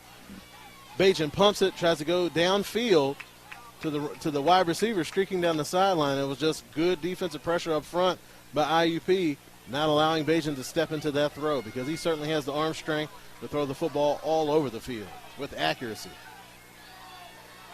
So Bajent restarts the offense. It's 3rd down here, 3rd and about 10. 2:25 to go. Bajent looks to run. Lost the football. It's recovered by the Rams. But it looked like as he was just stepping up in the pocket, somebody got a hand in there. I believe it was 51, which is Tyrone Fowler. Rams recover, though, but will now be forced to punt, and IUP has a chance to put up points before that. Good defensive series that time by IUP. Not many times that Bajent makes a mistake or puts the ball on the ground, but he's stepping up in the pocket, coming up through traffic, holding that ball a little bit low, and it doesn't take much for that defensive lineman just to reach his big paw out there and swat that ball out of his hands. Heady play by the offensive line, able to jump on the ball so Shepherd can maintain possession, but they're still backed up, 4th and long, putting them in a likely punting situation. I say likely. You don't know. You don't know with this offense. It is 4th and 19 in a 4-point ball game with a minute and a half to go before, and I don't think the Rams want to set up this IUP offense. So I would expect the point, but again, you never know. And the IUP defense doing a good job of just making Shepherd earn it. Just making Shepherd, just the big play by Gonteric. But other than that, IUP has done a good job of just keeping everything in front of them and making Shepherd try to march the ball down the field. That's more than Ohio Dominican and Gannon were able to do so far this season. As we head into halftime, our Mansion Ferretti halftime show in about 1:38. The clock, I mean, we're all over the place here. Eventually, you got to just keep it on the field, I guess. I mean, every few seconds they're having to stop the game, and it's made this, about 2.5 minutes to go before the half feel like a whole quarter almost. IUP wants to bring the pressure here on this punt. August Scriven gets it away, but it's not the best of punts. Bounces at the 40. Well, it will take a great bounce for Shepherd, so I spoke too soon as the Rams will down it at about the 20-yard line. It was a high kick. It looked like it was going to maybe head out around the 35 or so, maybe even the 40, but friendly roll makes it a pretty good punt at the end of the day, but punting into the wind. The ball was hanging up in the air, but I don't know how much of that you can blame on the wind. That just looked like a bad punt, but a very good roll. Was able to back up that IUP offense. So back comes IUP here on offense. The Crimson Hawks trailing by 4. 1:23 to go in this first half of play. Nick Verzolini, Travis Smith, happy to have you with us. Colin McLaughlin down on the sidelines. We'll hear from Colin in just a moment with head coach Ernie McCook, John Alderton, and Donnie Kinney, our cameraman, here this afternoon. Quick pass complete to Dwayne Brown. Brown kind of dancing his way forward for a few yards. Chris Lane gobbles him up quickly. That's one thing about Chris Lane. For an inside linebacker, he is tremendous in coverage. And sometimes we'll see him kind of matched up on those more shifty slot receivers. Just a rare Clock combination didn't start of skill. again, Travis, in case you didn't know. Yeah. Hey, can we get Colin, see if Colin can grab one of the referees and ask them about the game clock situation, see what's going on. Yeah, maybe before halftime we're going to need some sort of update on this game clock. I don't know if refs typically do interviews, but maybe Colin can get us one. I don't know.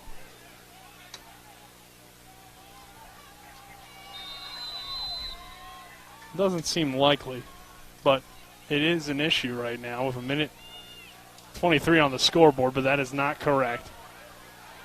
Davis under pressure, eluding all of the Rams. Flag comes in. Ball came out. I think it rolled out of bounds and now rammed down in the backfield. And a flag on the play as well. I thought initially it may have been offsides. It looked like a Rams defender may have jumped offsides, but it was kind of late after the snap, so I'm thinking it may have been holding. Ricky Robinson is the player down on the turf. That's one of the players that they can least afford to lose up front, really the anchor of that defensive line up front. They don't have a lot of size, and Robinson is one of those bigger bodies that they need. So we'll take a 30-second break here. No, never mind. Let's keep it here because it looks like Robinson's going to get taken off the turf. So cancel that 30-second break. We'll keep it here. 10-6, our score. 1:23 to go. Robinson will walk his way off the field. The penalty sets up second down here from the 30-yard line.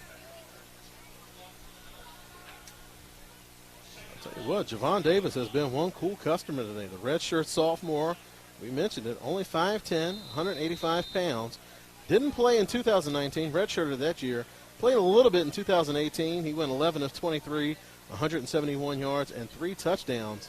But I tell you what, he has been a field general so far in today's contest. Second down and 1. Second quarter. We're not certain the exact time here left in the half, but it will be a first down for IUP. And again, the clock isn't moving. Yeah, well, I think at this point they've gone to on the field clock.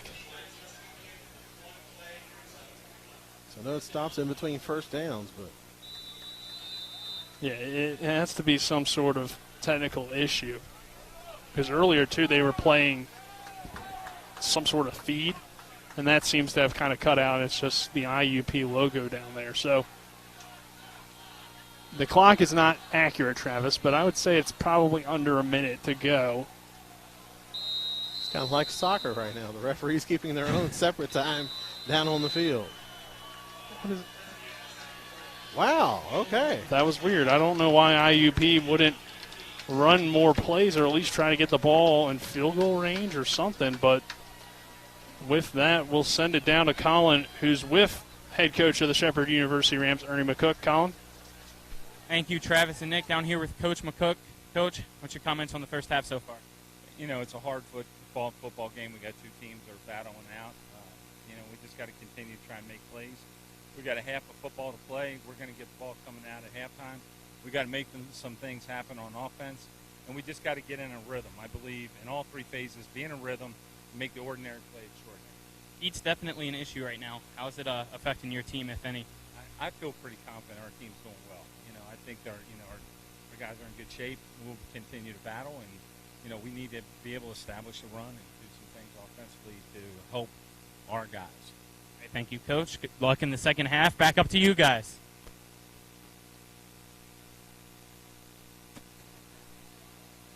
Thank you, Colin.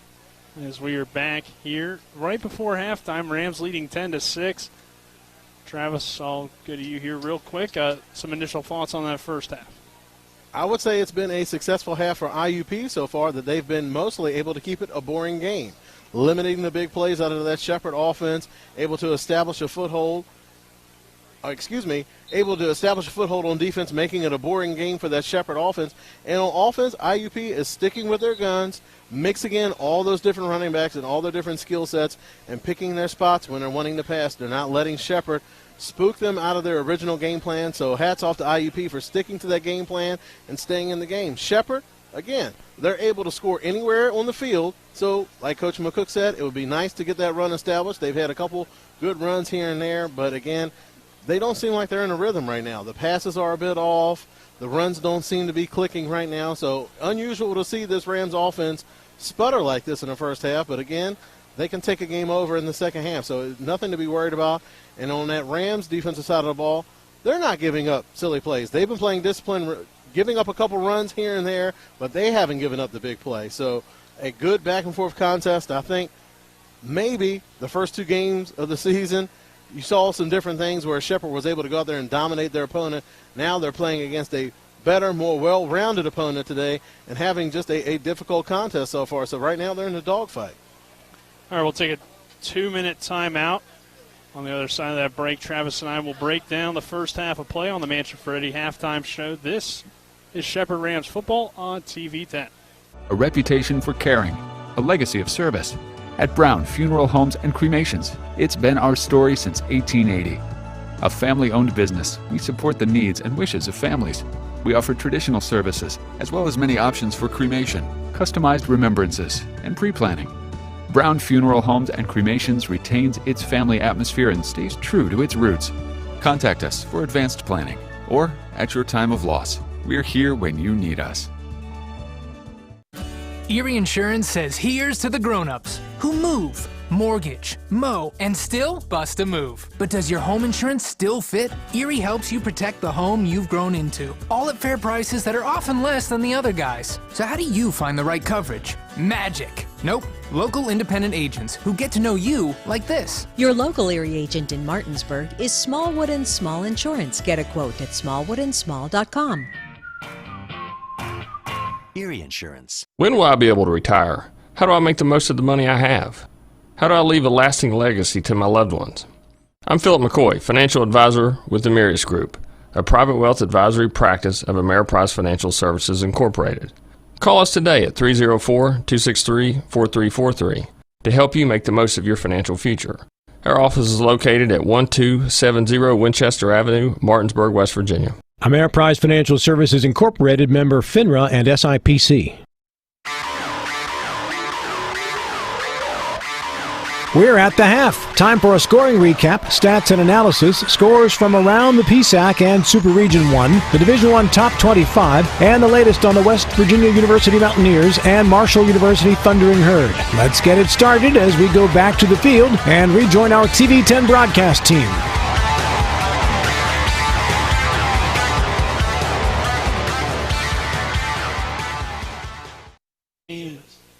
Game, I guess you could call the Hall of Fame weekend for their athletics. So those players and athletes are being, and coaches as well, being honored here at the half. Nick Verzolini, Travis Smith here at the half. And an exciting game, Travis, a 10-6 Shepherd lead here at halftime.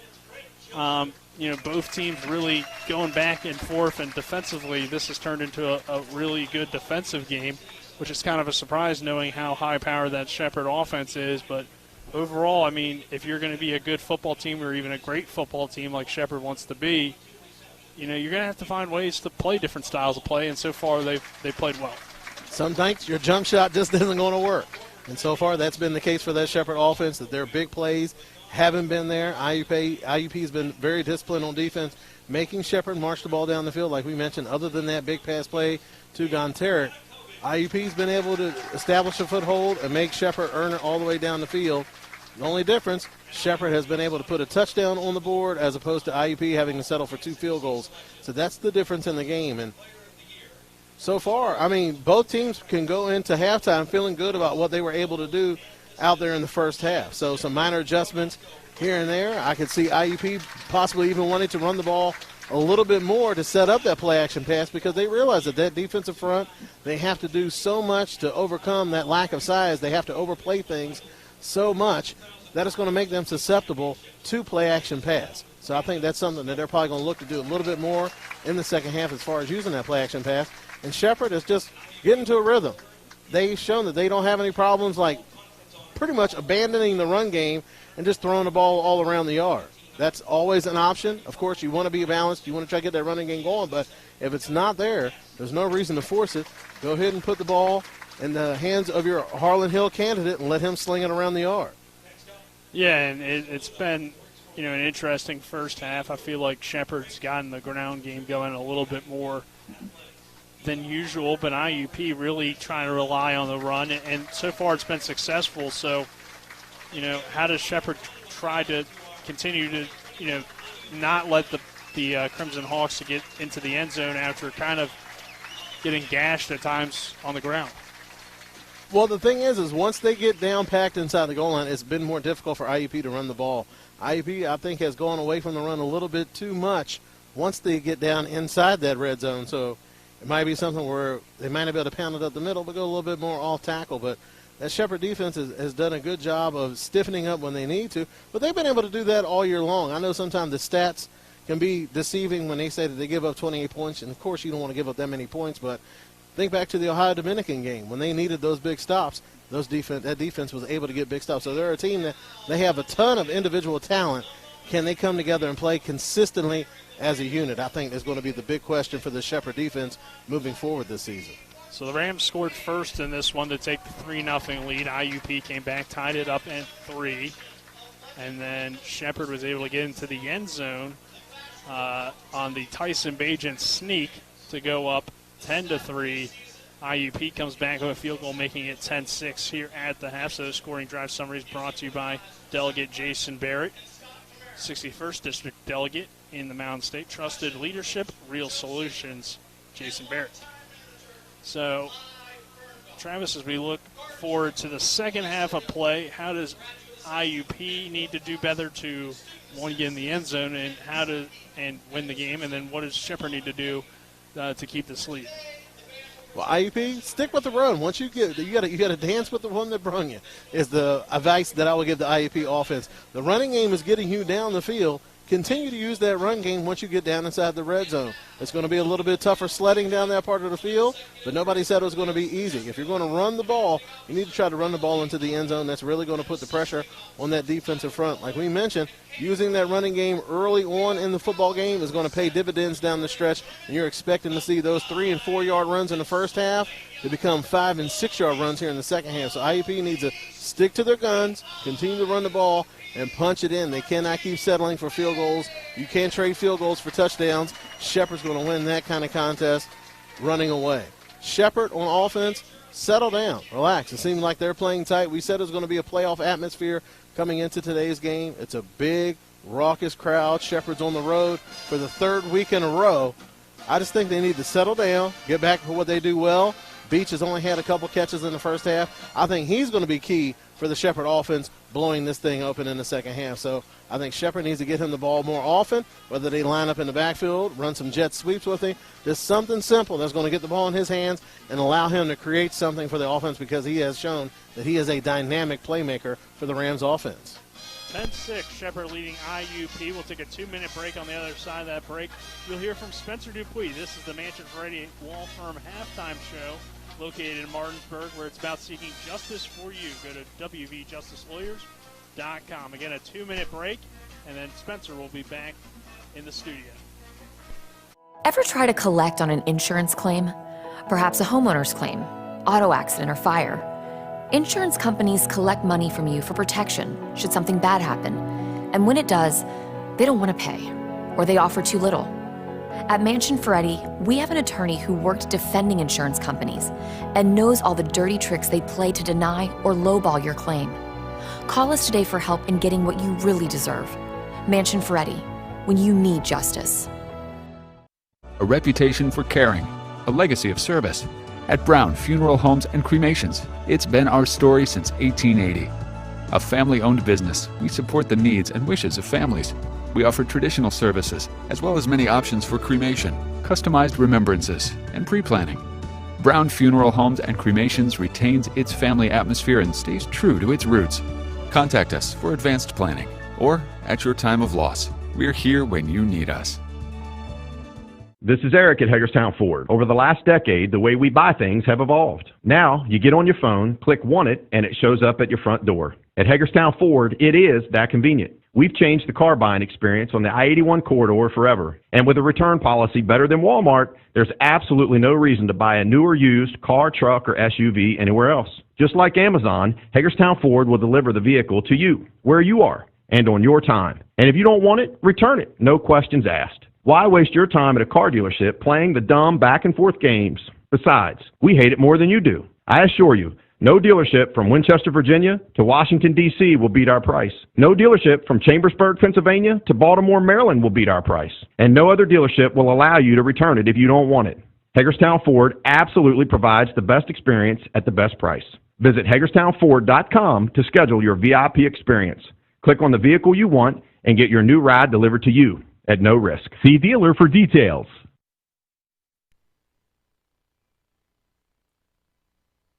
Hi, this is Lauren from Orsini's right here in Martinsburg. Grilling is not just for the boys. We are a Platinum Traeger dealer carrying the... Welcome in to the studio here. Get you a look at some scores around the country. We'll start in Division 2, some early ones that went final today as Kutztown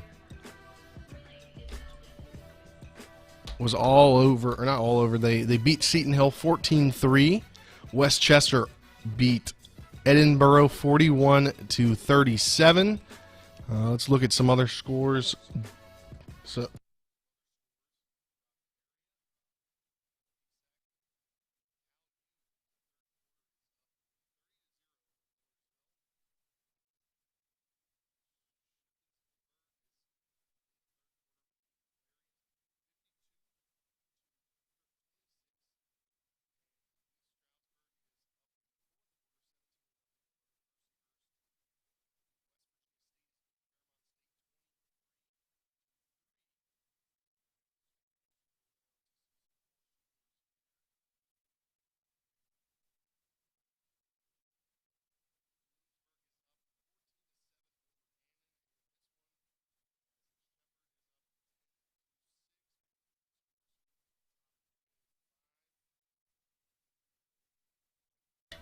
we will look at scores now from around the area.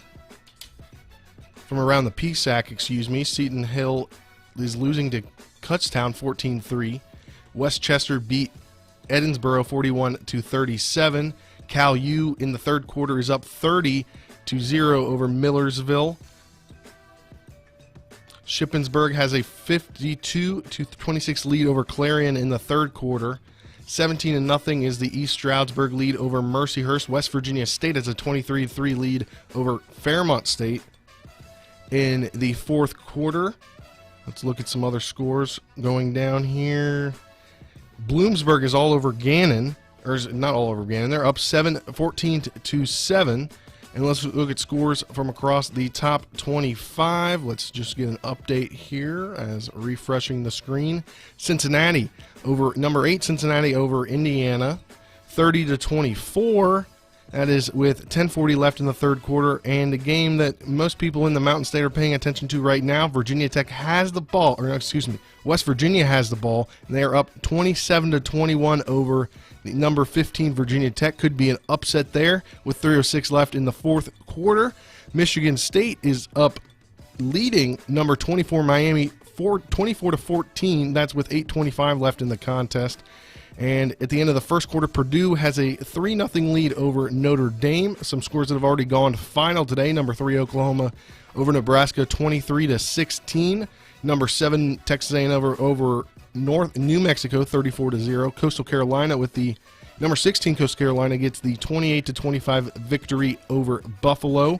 Michigan, the easy 63-10 victory over North Illinois. And later on today, getting started here in just in a few minutes, is number 11, Florida hosting Alabama. Number 9, Ohio State hosts Tulsa. Clemson hosts Georgia Tech.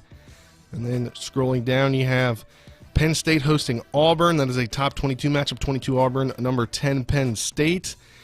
Later on tonight, you have number 23 BYU hosting number 19 Arizona State. And then you're in the Mountain State, the Marshall Thundering Herd is taking on the East Carolina Pirates. That's tonight at 6 p.m. You can catch that on the CBS Sports on Facebook. Again, at halftime, Shepherd has a 10-6 lead over IUP. We'll take a break, and then we'll send it back out to Indiana, Pennsylvania with Nick Verzolini and Travis Smith.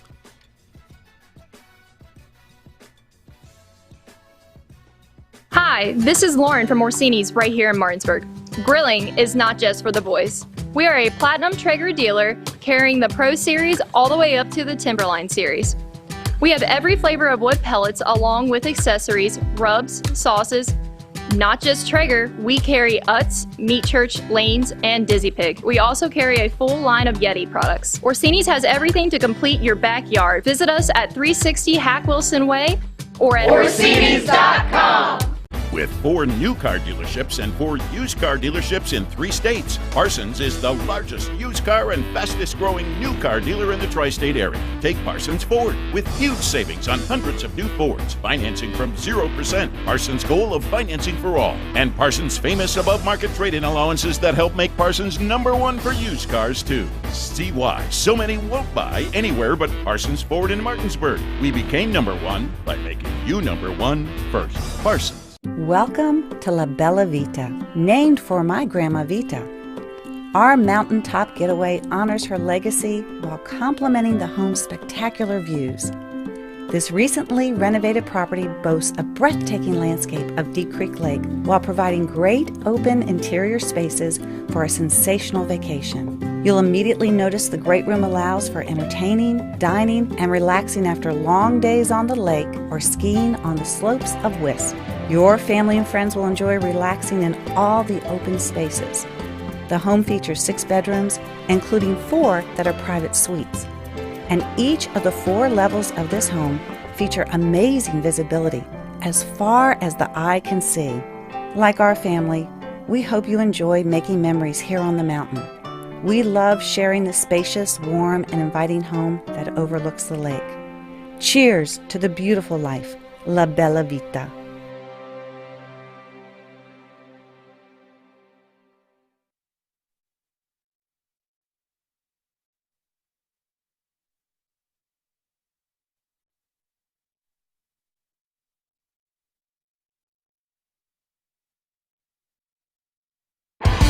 Football is back, and Apple Valley Chevy Toyota is passing the savings on to you. Get ready to score big with low interest rates, great prices, and a lifetime powertrain warranty. Apple Valley Chevy Toyota has a great selection of new and pre-owned vehicles waiting for you. Don't see what you want on the lot? No worries, it's probably on its way, but hurry in because new Chevys and Toyotas are going out. Half as that went out. Well, the score didn't go out, but the clock did, and then our cameramen, John Alderton and Donnie Kinney. So we do have stats now for you, so we'll get you those first half stats brought to you by Dobson & Associates, PLLC, providing all your back office needs, including accounting, payroll, and human resources. They want to be your back office. Call 304-264-0437 or stop by 217 West Burke Street in Martinsburg. So we'll start with the Rams running the football a little bit more successful. Seemed like at times, but not running it a whole lot. Hebron leading the way with 3 carries for 24 yards. Bajent, 3 carries, 5 yards. And then Ronnie Brown, who's known for the big runs, Travis, hasn't gotten it going yet. Just 2 carries for no yards. And Chance Swartz has 1 carry for no yards as well. But I mean, while they haven't ran it a lot, they are averaging 8 yards a carry, but 15 of those 24 came on one run. So you maybe would like to see Shepherd try to establish a run, I think, in the second half, because while Bajan's been effective, he has completed just 9 of 16 passes. So maybe to take some pressure off him, get that run game going. And it's going to help out the defense because it's going to keep the opposing offense off the field. It's going to allow that defense to catch their breath and make some adjustments. But right now, no real top candidate has emerged from that committee of running backs that Shepherd seems to be using. They're still trying to find who's going to be that guy in the run game. And if you want to make a deep run in the playoffs, you're going to have a balanced attack. You can't sit back and drop back 40 times a game and expect to have success week in and week out against top-tier opponents. And that's likely who Shepherd's going to be facing during the regular season and especially during the postseason. So you'd like to see that running game get a little bit of traction. But Rams faithful, you can rest assured that chances are likely. You have a veteran offensive line. It's just something where they just need that burst, something that's going to help that running game get some traction. Think back to that 2019 season. As good a season as Deontay Glover had, things really didn't start to turn around until they had the Lockhaven game. And they ripped off some big runs, got some confidence going. The running back's identity was able to emerge on the field. That's something that Shepherd's still trying to manage to do. Are we an inside run team? Are we an outside run team? How are we going to attack the defense with this running game? You can still see Shepherd trying to figure their way out. And they have a new offensive coordinator this year, so it's going to be a little bit more difficult, a little bit more of a learning curve this year, trying to get that running game on track that's going to complement that passing game that you already know is going to be there for you week in and week out. But as a coach, you're paid to worry. So you're going to have to worry about whether maybe Bajan gets dinged up in the game or maybe there's just some inclement weather and you're not going to be able to throw the ball around as much as you like. You would love to have that running game that you can rely on, especially for a team that gets big leads. You want to be able to have that running game that you can run out the clock later on in games. On the other side of the football, IUP running it well here in this first half. Malik Anderson, he had that big 36-yard run earlier where he hurdled a man at the end. Definitely our candidate right now, I think, for the Orsini's electrifying play of the game. Anderson, 4 carries, 51 yards in that first half. DeJour Stort, 7 carries, 28 yards. Justice Evans, 5 carries for 4 yards. Dwayne Brown, 1 carry. He gained 4 on the play. So that's their rushing attack on the IUP side of the ball. The quarterbacks have been pretty good. Davis, not a whole lot of big plays. 7 of 11, 43 yards, but 23 of them came on one play. Bajent, 9 of 16, 167, 65 yards his long in the first half. So, kind of different styles. Obviously, as it looks like the second half about ready to start here, but kind of different styles of play between the two quarterbacks.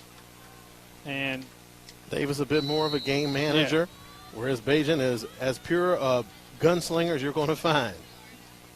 Rams and Bajent will get the ball to start this second half as IUP will kick it away. Beach and Brown back deep. Beach and Gonteric. No, that is Brown. Beach will field it in the end zone, and take a knee to begin this second half. Our second half kickoff brought to you by Bears Repair. They're located at 904 Winchester Avenue in Martinsburg. For all your automotive repair needs, call the certified mechanics at Bears Repair. Their number is 304-262-0208. And they're going to get a second half kickoff. As an offsides penalty, I believe, was the call against IUP, so now they'll kick it away. Some receivers standing out at the half. Ryan Beach, 4 catches, 74 yards for Shepherd. For IUP, they've spread it around. Brown has 2 for 28. Irvin Charles, 2 for 16. Grant Smith, 2 for 15. And then defensively, Chris Lane with 6 tackles at the half. Charles Ingram with 5 for IUP. Duckworth also with 6 for Shepherd, as we'll have our second half kickoff. This one from the 30-yard line.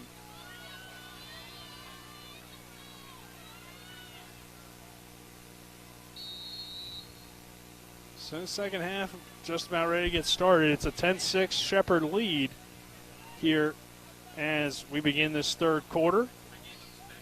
A fresh 15 on the clock. Hopefully the clock runs smoothly for IUP in the second half. Beach will field it this time a few yards out of the end zone, about the 4. Ryan Beach has a nice hole. Beach stays on his feet and gets out to about the 34-yard line, 35, depending on where they spot it. And the Rams will take over.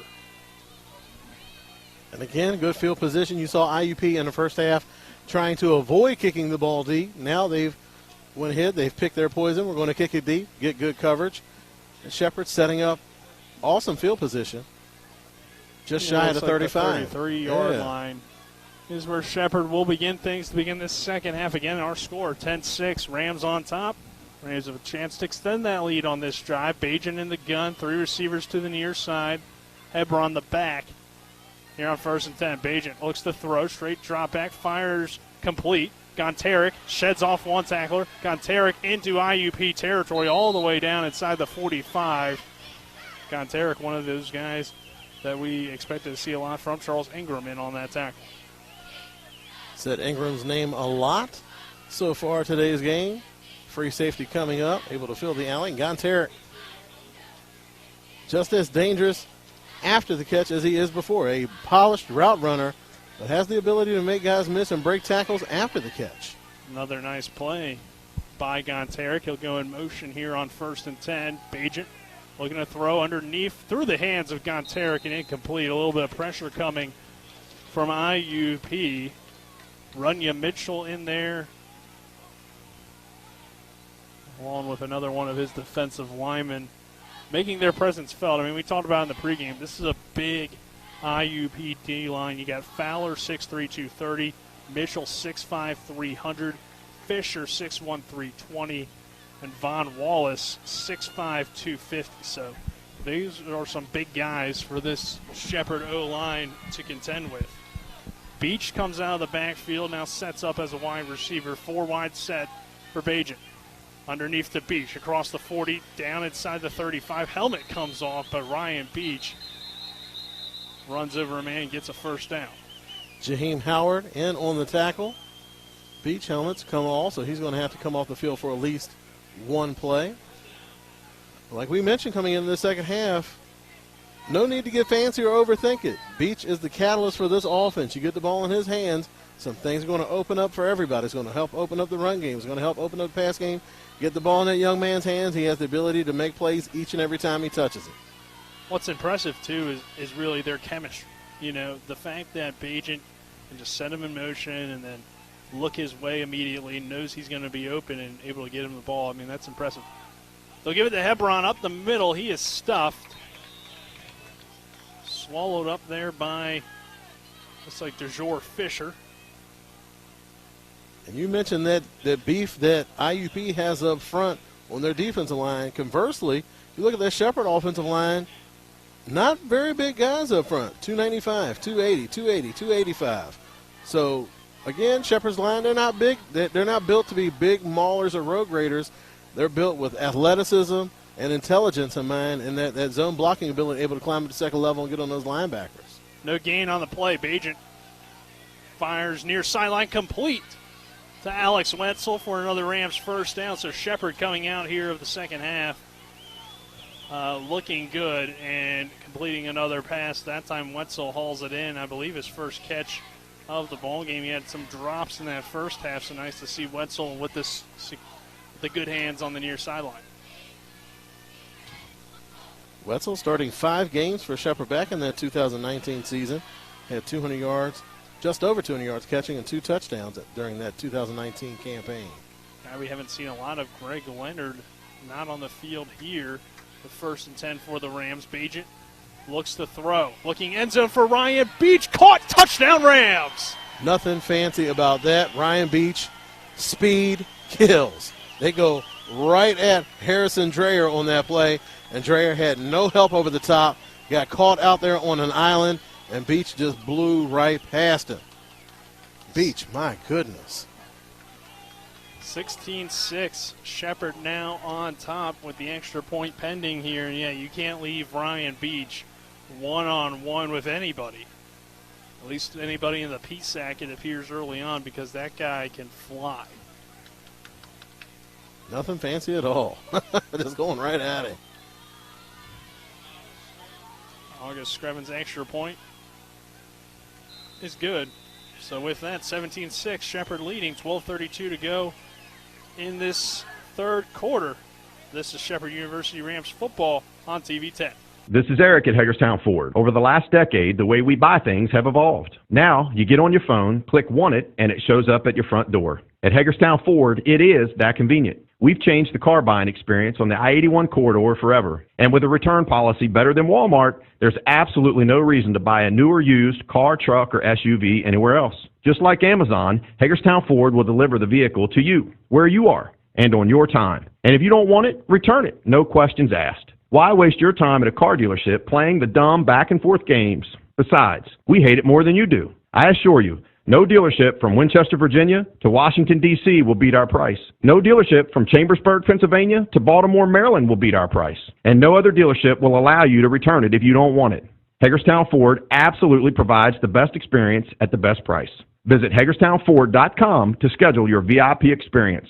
Click on the vehicle you want and get your new ride delivered to you at no risk. See dealer for details. 17-6 here with 12:32 to go in this third quarter. Whistles come in as the ball fell off the tee. Nick Verzley, Travis Smith, happy to have you with us. Colin McLaughlin roaming the sideline for us. Does a little bit of everything for us. Our tech guy, too, when we have some issues. So certainly appreciate Colin's effort. Spencer Dupuis back in the studio. Donald Kinney and John Alderton are on cameras. Nice kick here by August Scriven, but it's going to be fielded at the 6-yard line. And a solid return across the 30-yard line. So IUP will have good field position here, Travis, and now down by 2 scores. Feels like you need an answer, especially how Shepherd looked on that last drive, and we saw what they were able to do at Gannon. You know, this offense can really put the pressure on, and on this drive, I think it's important for IUP to at least get some points. Have to get a first down, have to stay in this game, stick with your game plan. They have to put some points on the board. They can't come away with nothing, because Shepherd can turn things ugly really quick with the way that they're able to score points on the offensive side of the ball. But also I'd say if you're IUP, you don't want to get out of your game plan. And they're more of a physical caliber team, and they don't do that, as they'll hand it off to Dwayne Brown, the wide receiver / running back. Brown is brought down by John Cheney here on the near side. Brown doing a good job getting on the edge of the defense. That doesn't happen too often against that speedy defensive unit. But Brown, like you mentioned, kind of a Swiss Army knife. Can line up at wide receiver, can also line up in the backfield, give you some plays, and try not to overthink it. He's one of your best players on offense. You got to be creative in how you can get him the ball and really put pressure on defense, having to keep track of where he is on each and every play. 4-yard pickup, 2nd and 6. Davis in the gun. And this run by Evans is stuffed in the backfield. Duckworth, the first man there. And now a player hurt for IUP as well, as a bunch of Rams came in. Robinson, Lane, Addison, McDade all coming out of that pile. So Kendall Duckworth apparently is a rock climber during the offseason. He has the strongest hands in the world. He was getting blocked, reached around the offensive player, able to corral the running back with one hand. So this injury looks to be an ankle. We'll take a quick 30-second break. We come back, we'll have more from IUP. Ever try to collect on an insurance claim? Perhaps a homeowner's claim, auto accident, or fire. Insurance companies collect money from you for protection should something bad happen. And when it does, they don't want to pay, or they offer too little. At Mansion Ferretti, we have an attorney who worked defending insurance companies and knows all the dirty tricks they play to deny or lowball your claim. Call us today for help in getting what you really deserve. Mansion Ferretti, when you need justice. Welcome back to IUP, Indiana, Pennsylvania. 11:33 to go in this third quarter. IUP has a third down here. Davis, straight drop back, now rolling out under pressure. Kyle Smith is chasing, and Kyle Smith brings him down. Can't hold the ball too long when number 11's coming from your blind side. That's his 4th sack of the season. Just a force of nature coming in off the edge of the defense. Gannon did a good job of making adjustments and keeping him out of the backfield last week, but you're not going to be able to keep him down 2 weeks in a row, and he's able to rack up yet another sack and forcing IUP into a 4th down. Smith is just relentless. I mean, this is a tremendous motor, yeah. The biggest guy, but he's able to get leverage on people and then just keep coming. And, you know, the secondary held up great. That was more of a coverage sack, but still a great play. Here's the punt. Gontarek will field it at the 18. Try to spin out of a tackle, but an excellent play on the back end by Irvin Charles, the wide receiver, playing some special teams. So the Rams will take over on their own 16-yard line. And Travis, last drive, very successful by the Rams, able to really work the ball down the field and get 6. Rinse and repeat. Get the ball to Ryan Beach. Sprinkle in some runs from time to time. I imagine that you're probably going to have some success. This Shepherd offense not lacking for weapons. But right now, things have been slow going so far for the Rams offense, but Ryan Beach has been that spark that's helped move them down the field. So Bajan in the gun, Schwartz, the running back. Leonard back on the field at wide receiver to begin this drive. Leonard and Moss, the wide receivers for the Rams. A 2 tight end set for Shepherd. Chance Schwartz lined up back deep. So the Rams are coming out showing run. But do they pass? But do they pass? That is a good question. I guess we had penalties. I thought I heard something about replaying 4th down, but I guess there was 2 penalties on the play. So they'll cancel each other out. And we'll keep going here. Once the officials get situated. Again, Rams leading here 17-6. 10:25 to go in this third quarter. Nick Virgilini, Travis Smith, happy to have you with us for Shepherd football on TV10 and the WRNR YouTube channel. Bajan looking to throw. They do pass. Looking for Moss on the far sideline, and it's complete. Close to the first down marker. So Jonathan Moss, kind of the guy. I mean, we've seen a lot of Moss on the field, but he's kind of became more of a go-to guy, which I don't think we expected that necessarily because so far it's been Leonard and Beach, and then Gontarek emerged last week. So the weapons are all over the place for Shepherd. You see right there, IUP having to respect that speed on the edge of Shepherd, so they're playing off. So what does Shepherd do? They come back, throw a comeback route on the sideline, and take advantage of that soft coverage with an accurate throw. Bajan. This time we'll give it to Schwartz. Schwartz gets a nice hole. Schwartz down the far sideline across the 40, 45, 50. Cuts it back inside. Schwartz sheds off a man, rumbling, stumbling his way into IUP territory. Goes Chance Schwartz, his best run of the season for the former Lock Haven back. And Schwartz, my nominee for Orsini's Home Store Electrifying Play of the Game. Again, that's brought to you by Orsini's Home Store, not just an appliance store any longer. Located on 360 Hack Wilson Way in Martinsburg. You can check them out online at Orsinis.com.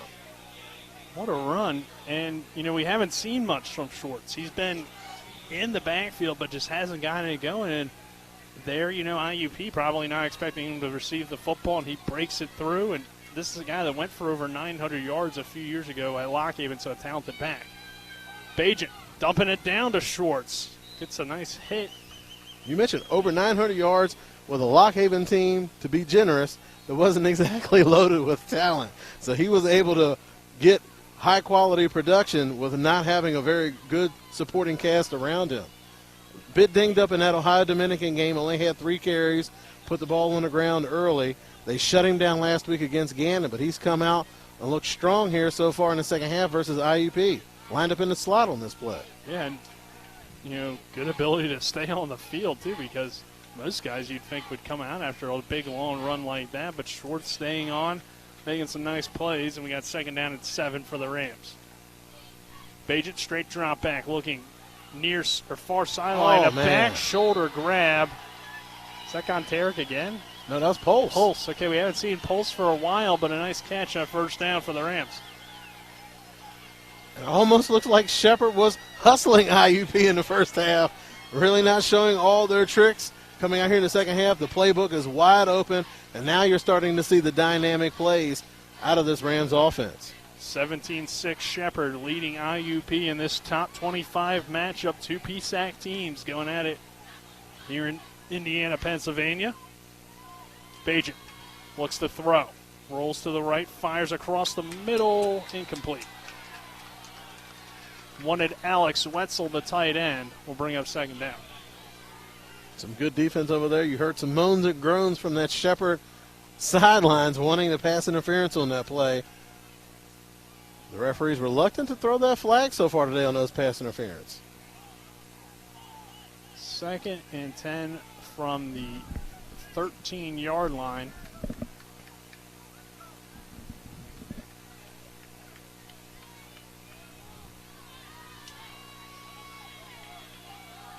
Bajent sets up the offense, trips to the near side. Short stays the back here.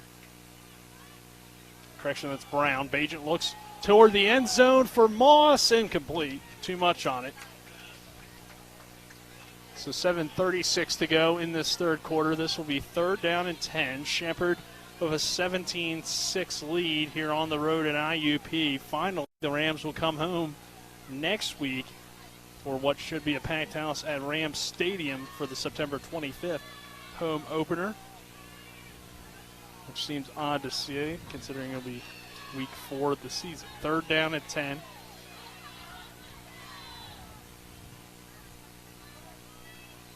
Four receivers set. Brown the back. Bajent adjusting at the line. Straight drop back. Fires. End zone touchdown. Alex Wetzel wide open, and he scores the touchdown for the Rams. Bajent to Wetzel, and now it's 23-6 Shepherd.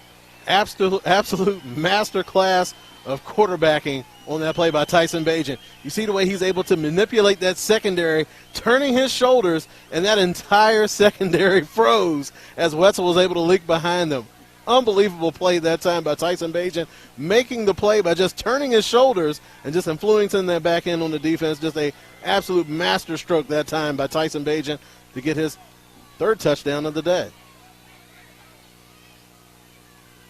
August Scriven's extra point. Whole bunch of flags. Is good. Yeah, 2 flags coming in, at least 3 flags coming in. Everybody threw a flag. IUP. Yeah, you might as well throw one as well. A lady from concession stand, she threw a flag. That'd be a far throw. She might be able to match Tyson Bajent. Yeah. Talent all around us. They're just going to probably decline this. So we'll take a 60-second break. It's 24-6 Shepherd. This is Rams football on TV 10 and the WRNR YouTube channel.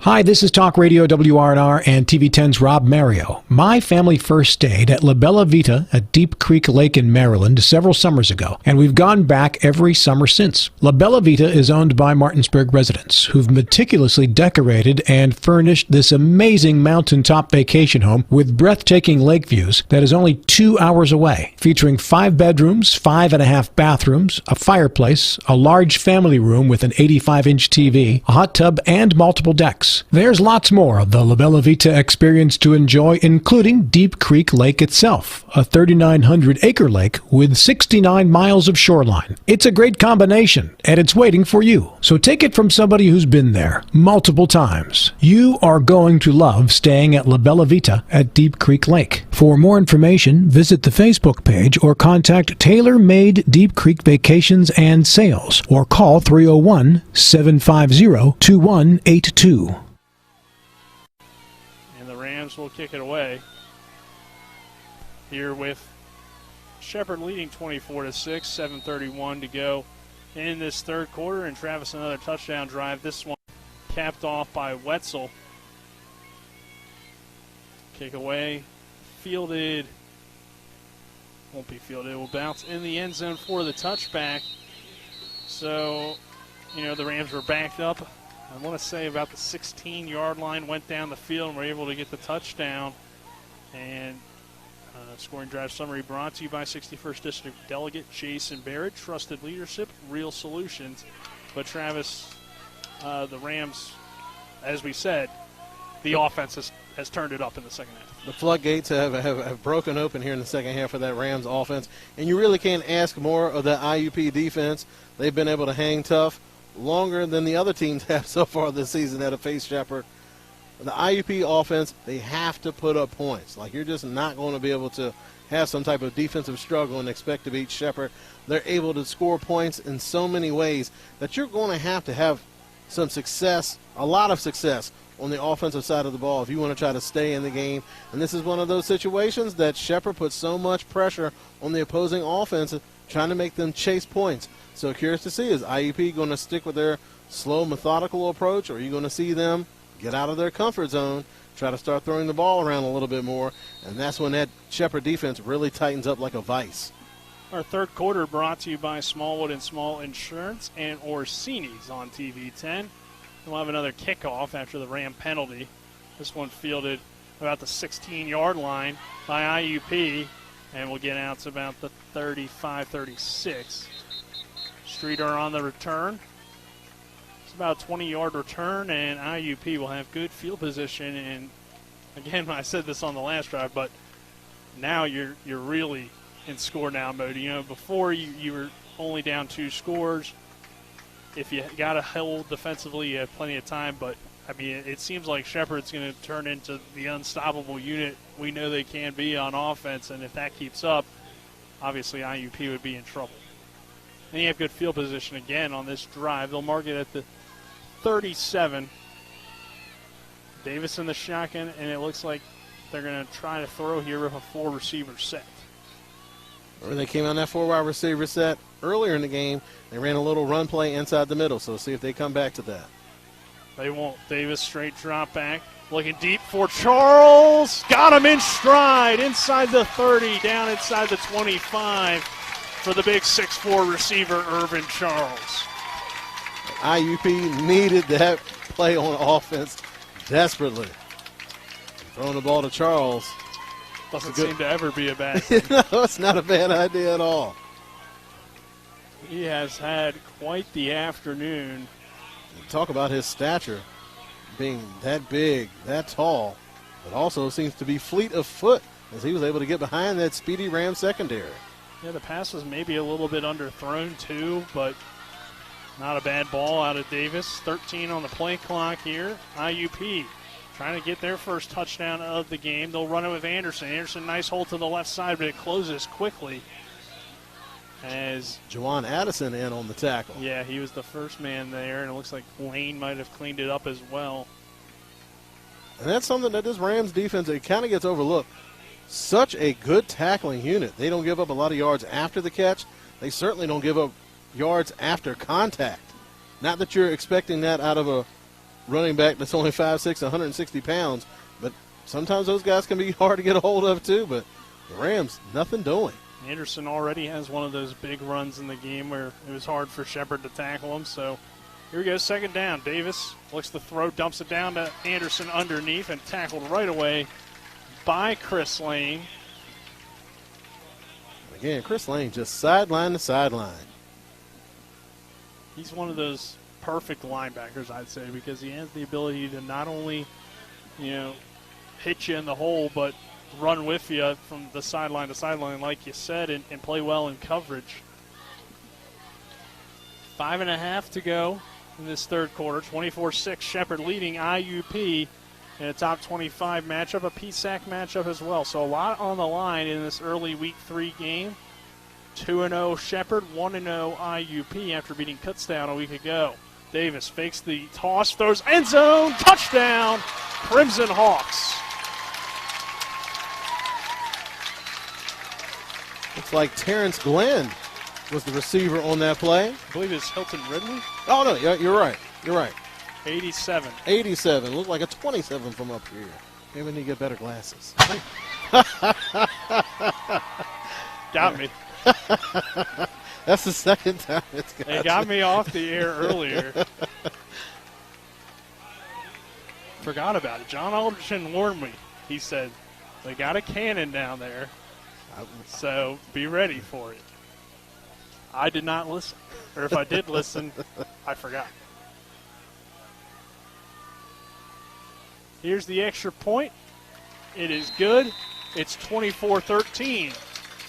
We're back in 60 seconds with more Shepherd University Rams football on TV 10. A reputation for caring, a legacy of service. At Brown Funeral Homes and Cremations, it's been our story since 1880. A family-owned business, we support the needs and wishes of families. We offer traditional services, as well as many options for cremation, customized remembrances, and pre-planning.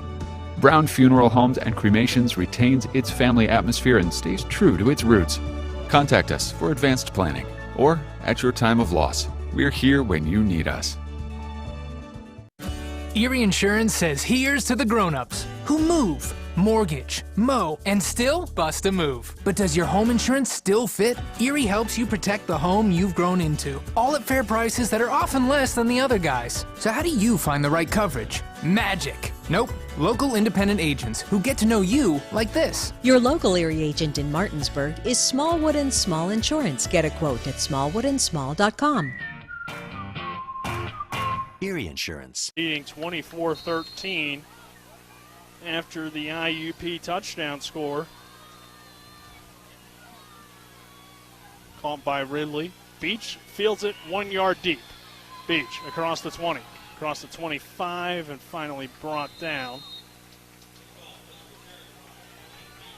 Ryan Beach, he can do it all. The Rams give up the touchdown drive, and Ridley scoring on the reception. So IUP answers here, and now, your defense was so great in the first half. Travis, how do you kind of refocus your guys and say, hey, we're still in this football game with, about 20 minutes of gameplay left and only an 11-point deficit? You got to get your defense to get a stop here. Absolutely, and they can go out with a little bit of confidence knowing that the offense went out there, took care of business, giving them an opportunity to go out there and make some plays. IUP's played well for the most part today, so it's nothing where they can beat themselves up too much. They've hung in there, kept their team in the game. They got to do it again. Bajent completes over the middle. That time it's Walker. Just shy of the first down. Oh, no, they'll give him the first down. Excuse me. Walker appeared in 9 games during that 2019 season, had 3 catches for 49 yards, and he's already surpassed that in the first 3 games this season. Last week, like we mentioned, 3 catches, 28 yards, and a touchdown. Yeah, he's been a solid number 2 to Wetzel, who scored a touchdown earlier. Bajent looks to throw again. Deep over the middle, tried to hit Walker in stride, but just out a little bit too far in front, and the pass falls incomplete.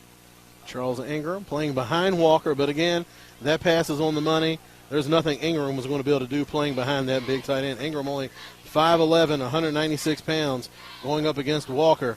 That's going to be a tall order for him to do because Walker's 6'5", 240 pounds. That's just, you got a point guard trying to guard a center down in the paint. It's not going to end up well for you. Bajent again in the gun. Sends Beach in motion. Will complete it over the middle. Beach. Not much room after the catch for Ryan Beach, and it seems like with him, every time he catches a pass, it's going for big yardage, but they're able to keep Beach in front, and a pivotal third down here for IUP. He's one of those rare players where every time he touches the ball, you kind of hold your breath, expecting to see something exciting. 4 minutes to go in this third quarter. Shepherd leads 24-13. Bajent with time. Floats one toward the near sideline. There's Greg Leonard. Leonard down the sideline, and he'll go in for the touchdown. A beautiful ball from Tyson Bajent. The crowd was on its feet, probably the loudest they've been in a while, and Bajent silenced the IUP fans. And Shepherd comes out. Natives beat him with the formation. They have a trips look to the left. They catch IUP in a cover 2, which means that inside wide receiver is going to be matched up on that safety one-on-one, and they're playing up hard on the outside with that cover 2, so they're trying to take away stuff in the flats, so that means that safety has no help out towards the sidelines, and Bajan just throws a perfect ball, throws his wide receiver open, and Leonard's able to do the rest and take it in for the touchdown. 30-13, Rams now on top, or Rams extending their lead, I should say. Extra point. Oh, doinked off the post. So the lead remains 30-13. We're back at 60 seconds with more Rams football on TV 10. 60. At the Honda Summer Sales Event, one summer adventure leads to another. Start with a new Honda and be on your way to desert treks, lakeside getaways, and mountain paths so remote you need an actual map.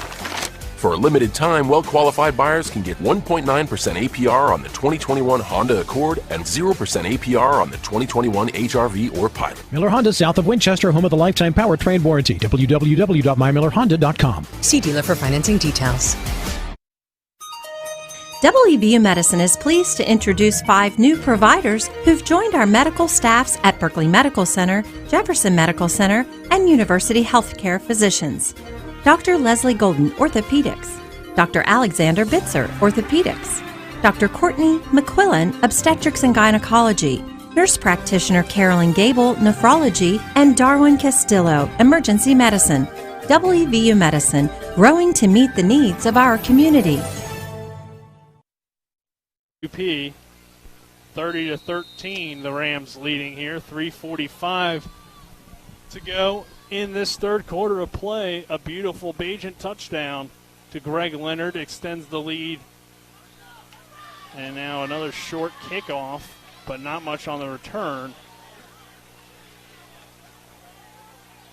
for Carter.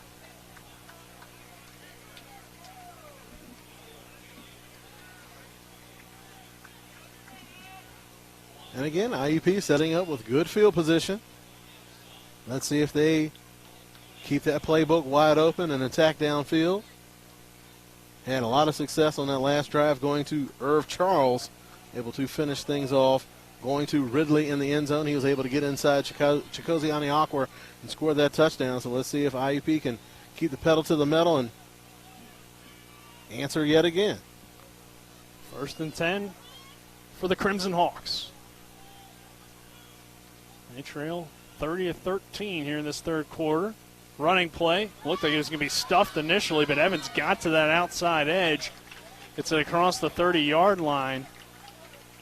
Nice run. See, when IUP going a little bit more speed in the backfield, we haven't heard DeJour Stewart's name called much here in the second half, but as that lead gets wider and wider, again, Shepherd does a tremendous job of getting teams to abandon their game plan and try to chase points. And that's where Shepherd really just seems to that's where they shine. That's their wheelhouse. And IUP really has sticked with what they like to do, which is run the football and take shots at appropriate times. Maybe one here coming on 2nd and short.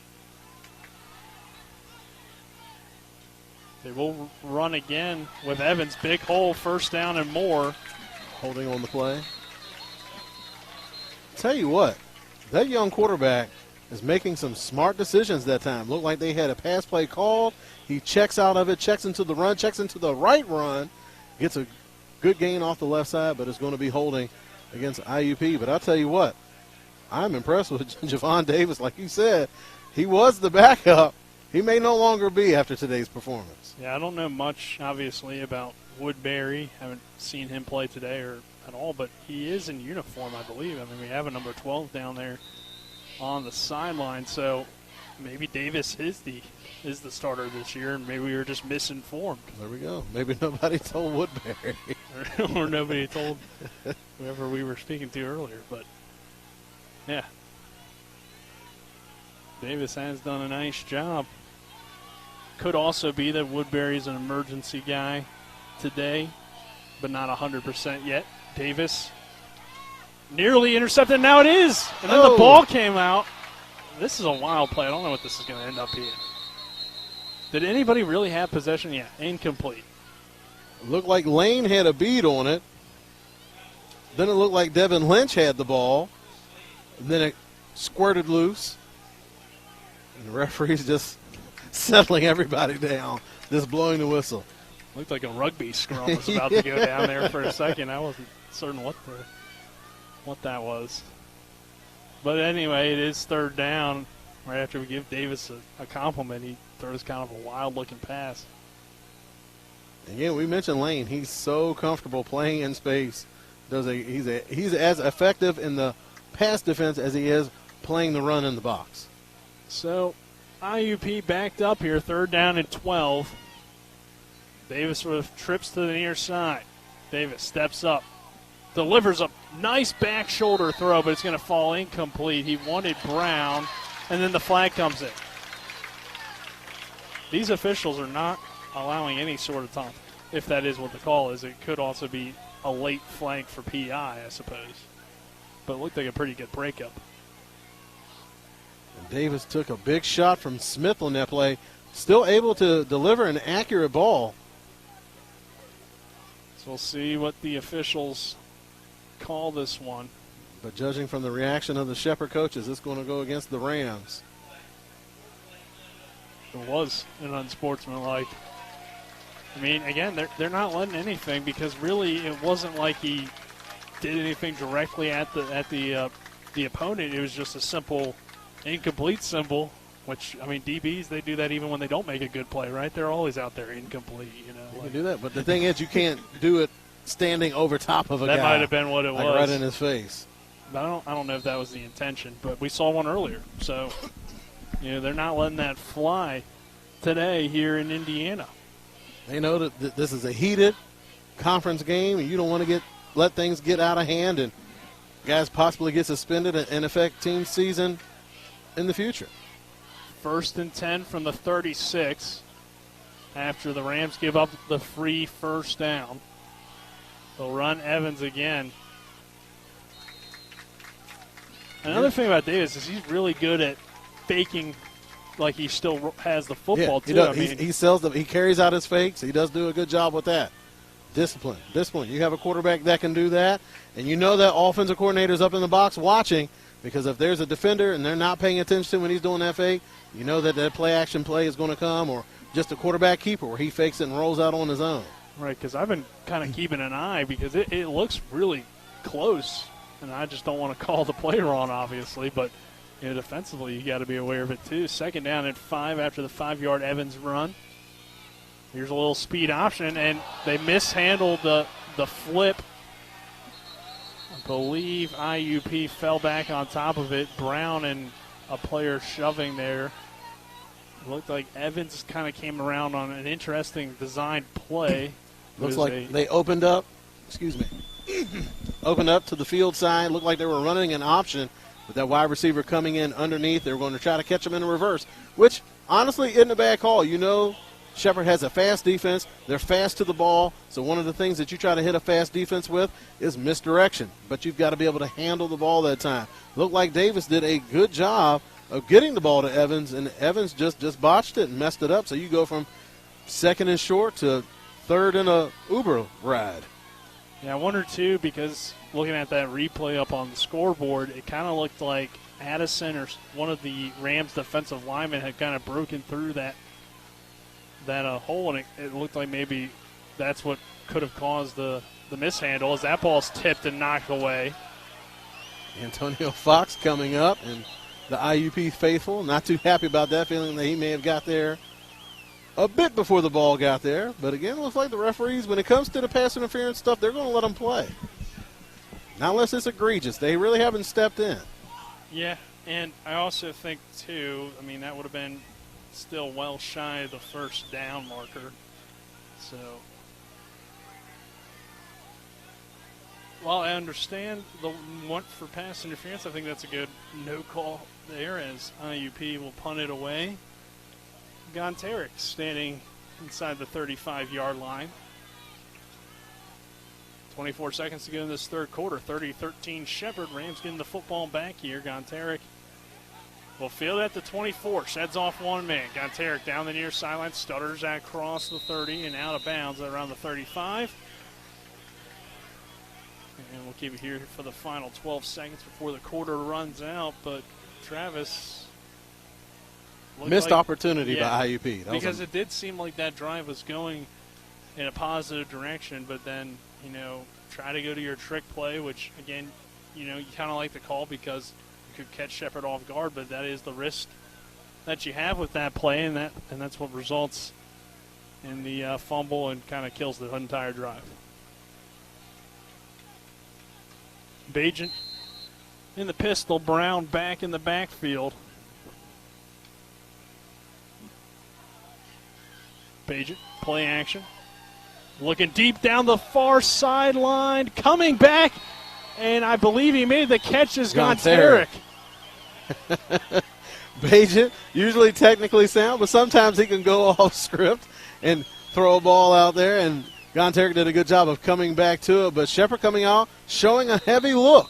Had McCook on the field, had a tight end on the field. They fake the run, nice play action rollout, and Bagent, that time sometimes you need wide receivers to help you out a little bit. So that will do it for the third quarter. Our score, Shepherd 30, IUP 13. We're back in 60 seconds with the fourth quarter on TV 10. Looking to buy a home in the Eastern Panhandle? Having trouble getting your house sold? Then call Chris Ross and the Milestone Real Estate Group at Keller Williams. A Martinsburg High School graduate, Chris knows the local market, and he's proven it as the #1 real estate team in West Virginia in 2019. Milestone Real Estate Group at Keller Williams. Phone 304-579-7349 or go to callchrisross.com. Let's celebrate your real estate milestone together. A reputation for caring, a legacy of service. At Brown Funeral Homes and Cremations, it's been our story since 1880. A family-owned business, we support the needs and wishes of families. We offer traditional services, as well as many options for cremation, customized remembrances, and pre-planning. Brown Funeral Homes and Cremations retains its family atmosphere and stays true to its roots. Contact us for advanced planning, or at your time of loss. We're here when you need us. 30-13 as we begin this fourth quarter.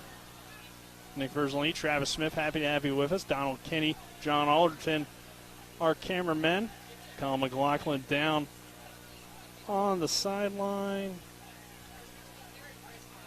We're going to get to Colin here in a second, but if I would have known there was going to be a little bit of stoppage, we could have gone to Colin right there. But we'll get it to him next stoppage of play. Where this clock has been operating today, that's a good chance it'll happen soon. That's a good point. Bagent, quick pass out the Beach. Beach fighting for yards. Late hit out of bounds there. And again, this one has been heated really the entire game. IUP has never beaten Shepherd. All of the games, though, have been close. All have been one-score games. This one getting a little bit out of hand, and if Shepherd can score on this drive, it will Coach McCook is having none of it. He went out on the field letting those referees know. That was a late hit out of bounds. That was a late hit out of bounds. I would agree with Coach McCook on that one. Harrison Dreyer taking out his frustrations. The only thing I can think of is it did kind of look like Beach kind of lowered that shoulder right before heading out of bounds, so that kind of led to kind of a retaliation. Yeah, and Dreyer still feel a certain kind of way the way Beach cooked him on a couple drives previously. That's a good point. They'll run it, or play action, Bagent fooling me, and he finds Moss for another Ram first down. But again, I mean, Coach McCook's got to stand up for his guys no matter what, even if they're in the wrong sometimes.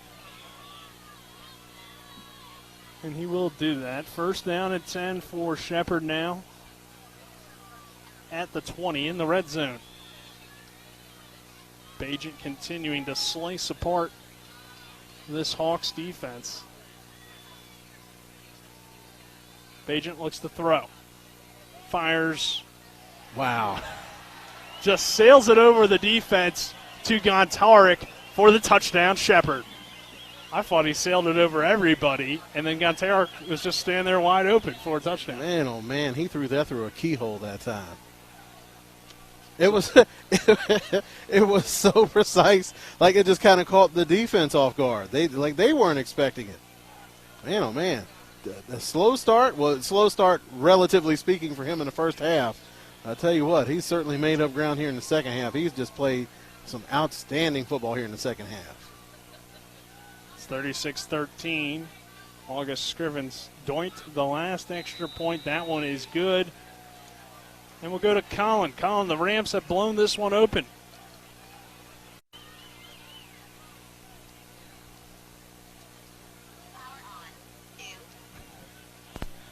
Colin, we'll go to Colin. The Rams have blown this one open, Colin.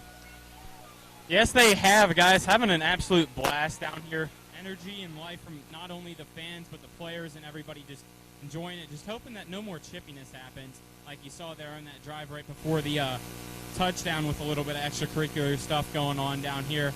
Just some words exchanged, no punches or anything. Hopefully it stays that way. Back up to you guys.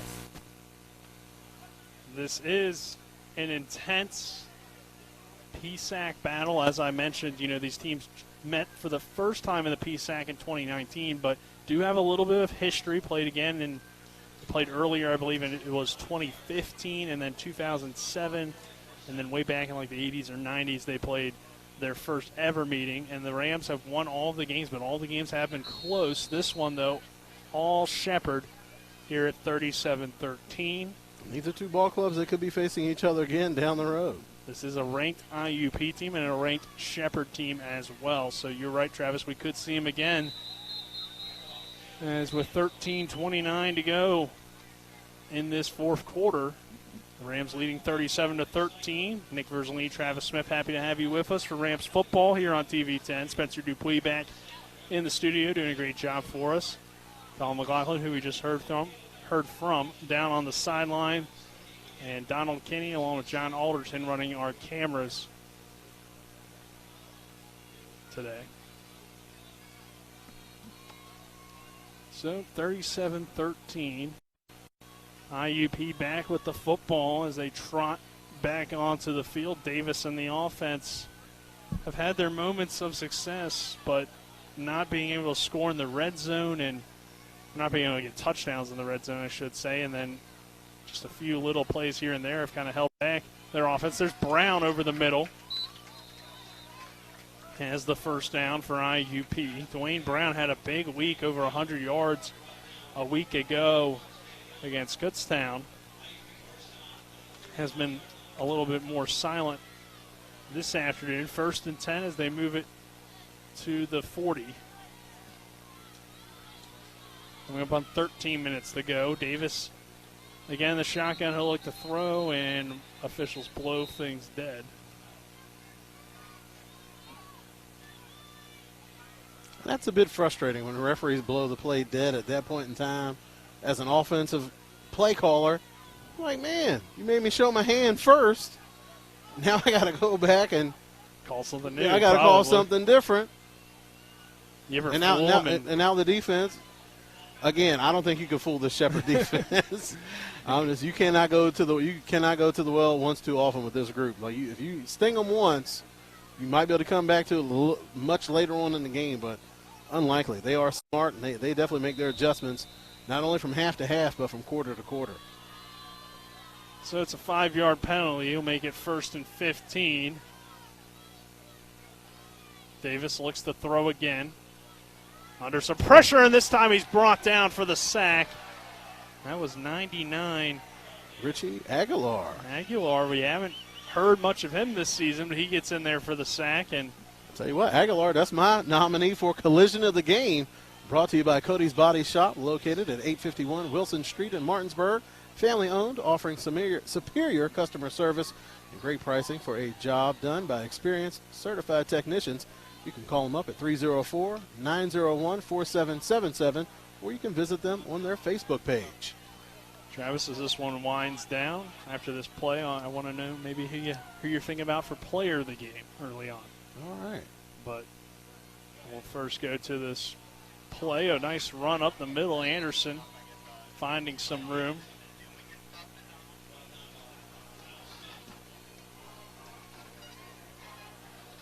Smith in on the tackle, but still third down. So, Travis, any nominees here early on, or with 11 minutes to go? For player of the game? Yeah. I think you have to go with Tyson Bagent. I mean, we try to spread the wealth around, but, man, you can't deny it. It's hard to argue. Yeah. Maybe we should have went Kyle Smith week 1. So I don't know how many more 3-sack games we'll see this year out. Just wait and see. Big hit over the middle. And he holds on to it. Hats off to you, young man. That's an awesome catch. That was Evans. So what I want to know then is, and I don't really care, but earlier, the DBs are getting penalized for incompletes. Why isn't the running back getting penalized for dropping the ball in the guy's face? Keep it consistent. That is it. Offensive guys tend to get a little bit more leeway. Yeah. They got to play to the crowd. 11 minutes to go here. 4th down for IUP.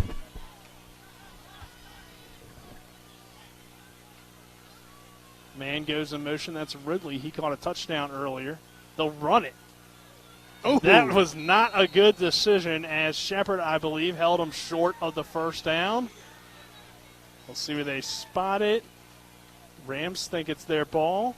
Yeah, he didn't get it. Yeah, Duckworth. I don't think he did either. Yeah, Duckworth did an awesome job maintaining that outside contain, driving everything back in. IUP comes out in a heavy jumbo set, trying to pound the ball off tackle. And again, it looks like it's almost like a mirage. It looked like there's going to be a hole. And by the time the running back gets there, it's already closed up, and you got 2 Rams defenders in there waiting for you. They're going to bring the chains out, but I think he's short by almost a yard. I think the referees are being generous on this. It was 4th and 2. I think he maybe got 1. We'll see, unless they gave him a good spot. Chain gain. Yeah, it's like almost the whole yard. Yeah. So, no real reason for it, but hey, you got to measure every once in a while, keep the coaches happy, and make certain you got it right. Keep the chain gang on their toes. They've been hanging out over there all day. They need some action every once in a while. Get them on the field, get them on camera. There you go. Well, they're kind of always on camera, I guess. But loosen them up, get a look. They got to get their steps in. I don't know, the Shepherd offense has had running up and down the field here in the second half. True. They should already have that taken care of. Sometimes change, I guess, your direction, but never hurts. There's a running play for the Rams. Schwartz dances in the backfield and finds some room. Good patient run that time. Wasn't much there, but Schwartz doing a good job of trying to pick up something positive on that play. Wasn't a big push up front by that Shepherd Rams offense. What they try to do is try to spread you out, create lanes, and again, Shepherd is so good, so skilled at getting up that second level and getting on your linebackers. But that time, the IUP defensive front did a good job of stringing the play out to the sideline, and Schwartz equally patient, not trying to give ground, just trying to get what he can get and give them a little bit of positive yards. It's about 2nd and 9 3/4.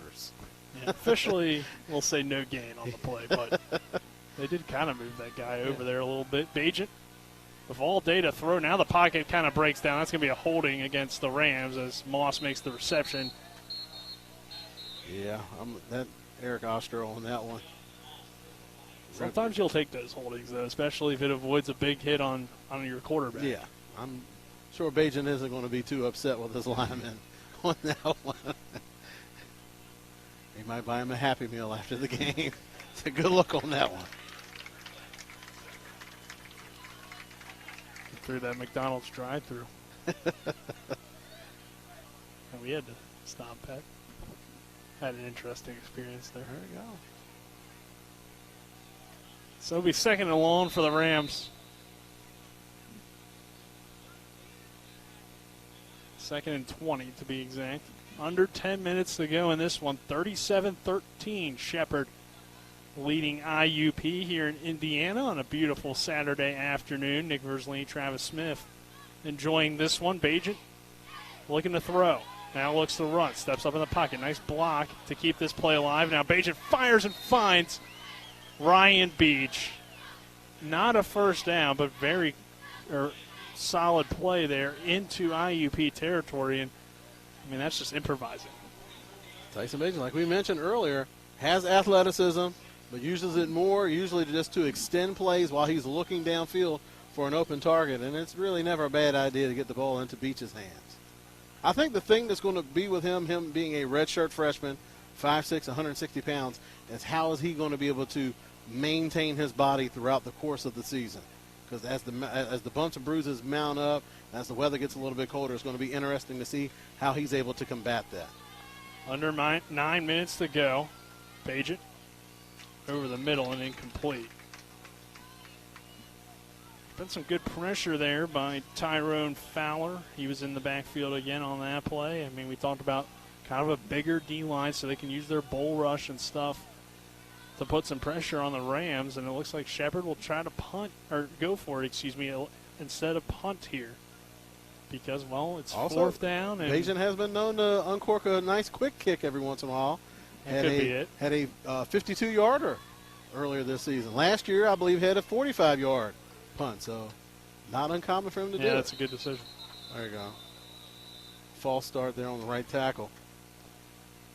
So now that kind of Joey Fisher probably takes that away.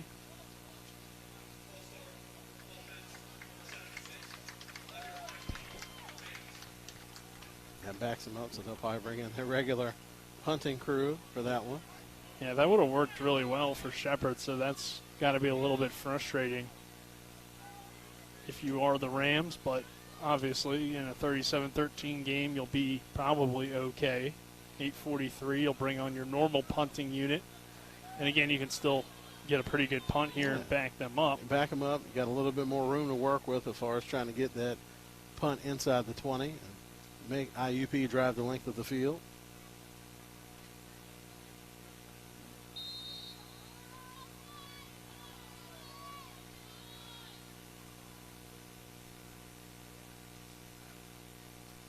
So here's the kick. Nice high punt. Can Shepherd get somebody down there? They can't, so it will go into the end zone for a touchback. Let's take a 30-second break. We'll be back with more on the other side.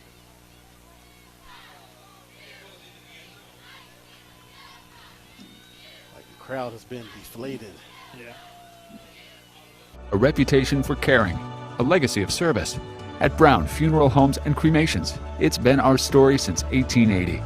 A family-owned business, we support the needs and wishes of families. We offer traditional services, as well as many options for cremation, customized remembrances, and pre-planning. Brown Funeral Homes and Cremations retains its family atmosphere and stays true to its roots. Contact us for advanced planning, or at your time of loss. We're here when you need us. Pass is complete for a first down to Charles on that far side.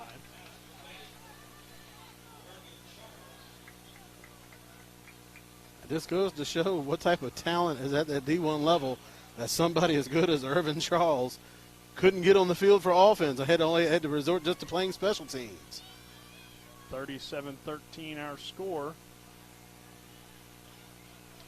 Evans.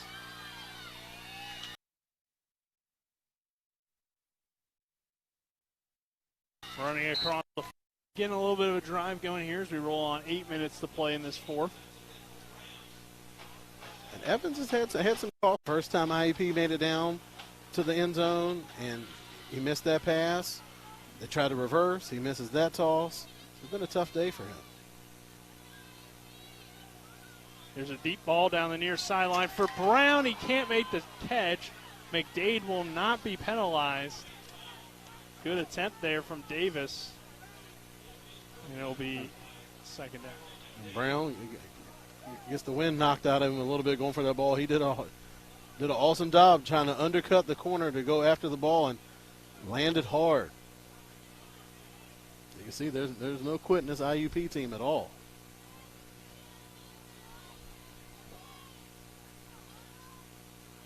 (37-13), 7:41 to go in this fourth quarter. Davis in the gun. Two receivers to the far side, one in the near. Davis, play action, again going deep down this near sideline for Ridley, and that time the flag comes in on McDade. Pretty much the same play. Except this time McDade got 2 handfuls as opposed to 1 handful. And this time the flag gets called.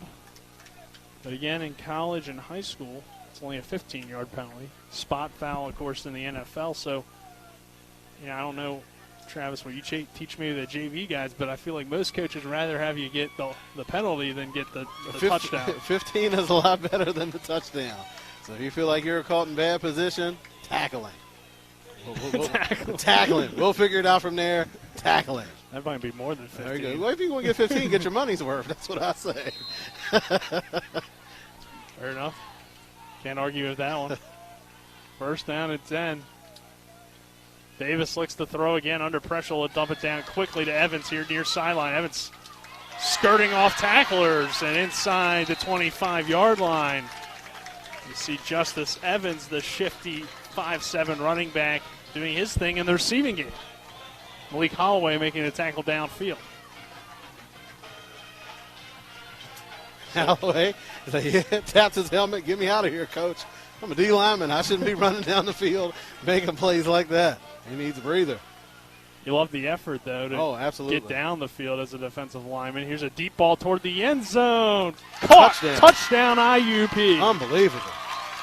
What a catch by Irvin Charles. And he makes it 37-19. Kind of got me on that one. I didn't jump as much that time, Travis. But the crowd down in front of us jumped a little bit. They weren't expecting it. I tell you what, Javon Davis, You're impressed? I take my hat off to him. He's played well. Yes, he has. Composed, athletic, making checks at the line. He's got a bright future ahead of him. Irvin Charles, goodness gracious. How'd they let him slip through the cracks? He's a stud. He's the Penn State transfer. Yeah. So, tough to play at Penn State, but. Man. Sometimes guys doesn't need a change of scenery, perhaps. Yeah. Davis looking to throw. He's looking for Charles again, and he gets the 2-point conversion. You're not going to call offensive pass interference on that one. My goodness. 37-21. 7:04 to go in this fourth quarter. We'll take a minute timeout and be back after this. There's nothing like spending a week at the lake. In my experience, La Bella Vita at Deep Creek Lake is the perfect getaway. Owned by Martinsburg residents, it's only 2 hours away. Whether it's lounging on the spacious deck with amazing views or relaxing in the hot tub, it just doesn't get better than La Bella Vita. With plenty of space for family and friends, this 5-bedroom, 5.5-bathroom home is the perfect luxury mountaintop retreat. Inside, you'll find an extremely well-furnished home that features 2 master bedrooms, an 85-inch TV for everybody, and a fully accessible kitchen and dining area, with everything your entire family will need. Our family enjoyed roasting s'mores at the fire pit in the evenings, and by day, exploring much of the 3,900 acres that makes up Deep Creek Lake. The community has several excellent restaurants and lots of family-friendly activities, and they're all just a short distance away. For more information, visit the Facebook page or contact Tailor-Made Deep Creek Vacations and Sales at 301-750-2182.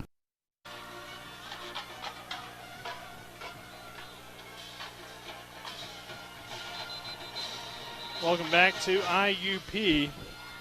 37-21 now our score. 7:04 to play here in this fourth quarter. Nick Verzley, Travis Smith, happy to have you with us.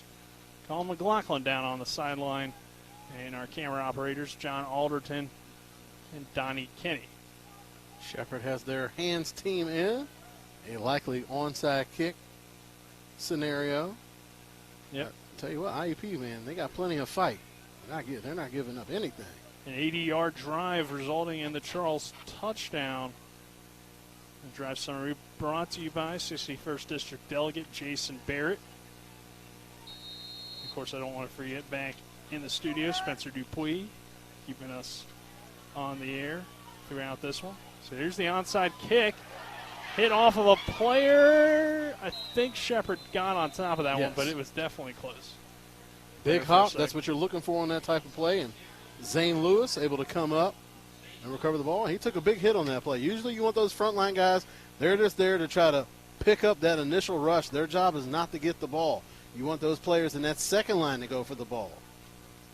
And that time it worked out well for the Rams. Zane Lewis able to come up, but still had to take a big shot to do so. So with 7 minutes to go in this one, the Rams will take back over on offense 37-21. Again, brought to you, that scoring drive was a 80-yard drive, resulting in the Charles touchdown and the 2-point conversion by Charles as well. Hebron running up the middle, not finding much room. Again, Tyrone Fowler in on that tackle, only a freshman. He's made an impact, though.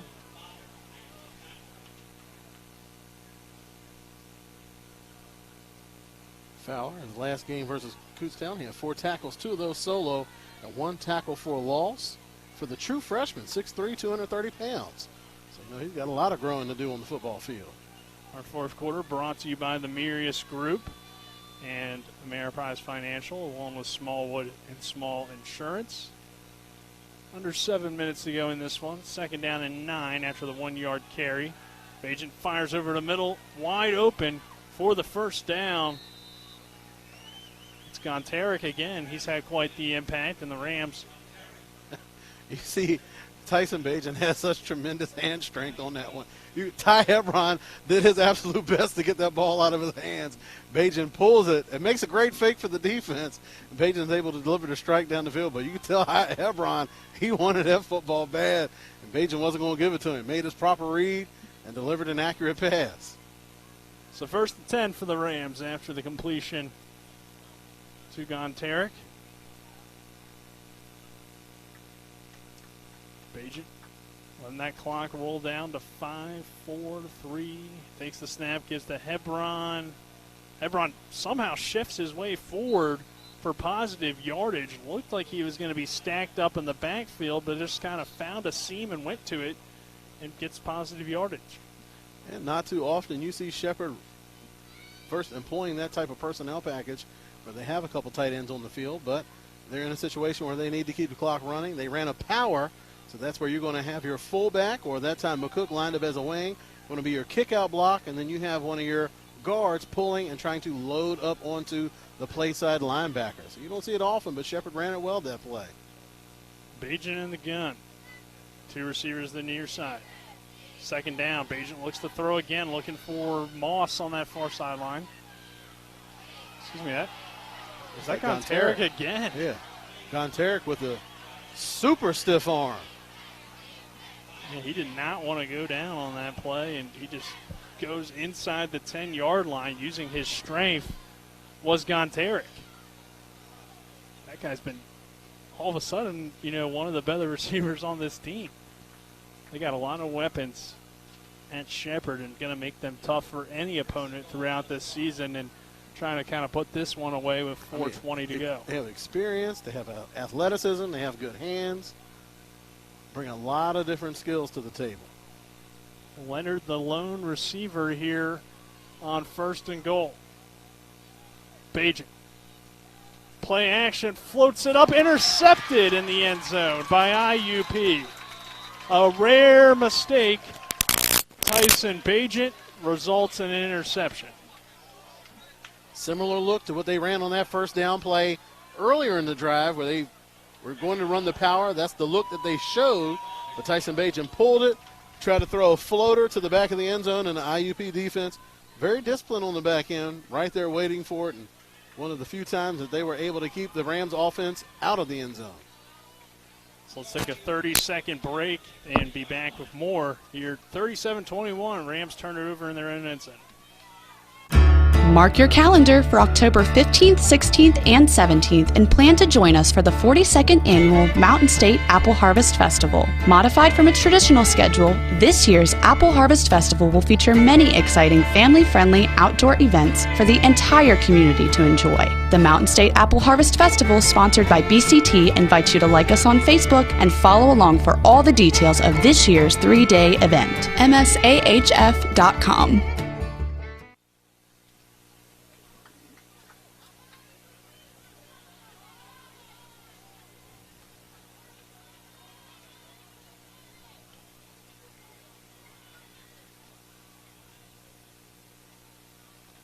Welcome back to IUP.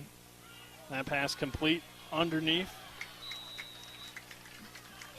37-21, missed the play there, but have a first down for IUP. Sorry, so that first pass went to Irvin Charles. About a 5-yard gain. They came back second down, went to a screen pass to Malik Anderson underneath.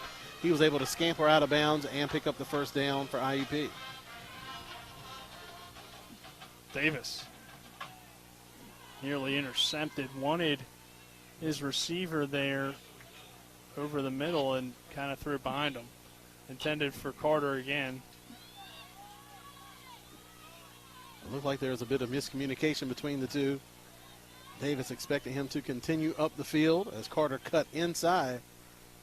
One of the few miscues that IUP has had on offense. Yeah, and all of a sudden, too, Travis, 37-21, 16, but touchdown, 2-point again. You're right back in it. 3-16, it's not impossible. And again, most of these games have been very close, so it wouldn't be unusual as far as how the series has gone between these two. Davis rolls out, tries to improvise, and nearly intercepted. Nice pass breakup there on the far side. Ponce de Leon. They wanted the tight end there, and the pass fell incomplete.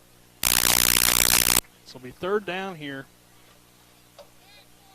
Ponce de Leon, a very versatile safety, can play up in the box. Had 5.5 tackles for a loss during the 2019 season, so he can make his impact felt in the run game. And he's also a very good ball hawk in the secondary, can guard wide receivers on that play, guarded a big tight end. 3rd and 10. Davis looks to throw. Looking near side. Complete. What a catch by Cam Suman, the sophomore. Backup tight end going deep down the near sideline and able to connect on a crucial third down. Davis continues to play well. He went right back at Ponce de Leon that time. Cam Suman, the 6'2", 245-pound redshirt sophomore. Davis now 1st down 10. He'll roll to the right side. Throwing complete. Trying to hit Carter. But it fell incomplete. So 2nd down and 10. 2:47 to go in this fourth quarter. So maybe, if anything, IUP, if it wants to give itself any sort of chance, you need to go a little bit quicker, I think, and try to get the ball down the field. See them now, you know. There they went kind of toward the sideline, so right idea, just couldn't complete. 2nd down and 10. Davis with time. Fires far sideline, complete for the first down. Got to get on the ball now as the clock will stop with the first down. Moving into Shepherd territory across the 30-yard line. Carter again. This guy's kind of coming on here. Making some big plays. They go quickly now, 2:39 to go. Davis. Under pressure and sacked, and the ball came out, and Shepherd thinks they have it. They do. Well, that will put this one away. Matt Bednarski coming up with the fumble recovery, and Davis can do it all, but he can't block, and on that one he took a pretty hard shot. The ball comes loose, and the Rams go ahead and stifle that last drive, but IUP was on the move. So let's take a quick 30-second break. On the other side, we'll have more here. 37-21, 2:19 to go in this fourth quarter. I picked Shepherd University because I'm not just a number. One of the things that surprised me is how friendly everyone is. I like being able to walk down the street and have the professors recognize me by name. I'm constantly learning. But it also has taught me so much about myself and about what I want to do with my future. The location at Shepherd is amazing. Cities like Washington, D.C., Baltimore are only about an hour and a half away. You just got to see it. Once you see it, it just takes your heart.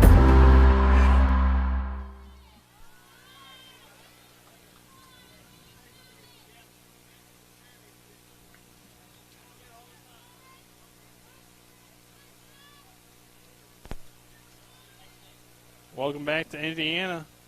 IUP trailing Shepherd 37-21, 2:19 to go here in this fourth quarter of play. Nick Verzolini, Travis Smith, happy to have you with us. Bajent in the shotgun here. Bajent will give it to Schwartz. Schwartz a big hole. First down and more. Across midfield into IUP territory goes Chance Schwartz. Nice jump cut. A lot of times you'll see running backs using that jump cut when they have that zone blocking scheme in front of them. Shepherd offensive line doing a good job of washing down that big defensive front for the Crimson Hawks. And Chance Schwartz, again, just showing that veteran patience where he's going to let the big guys up front do all the dirty work. Little jump cut to the backside, clean running right up the middle. Crimson Hawks fans starting to exit the stadium here as the final minute 45 rolls off the clock.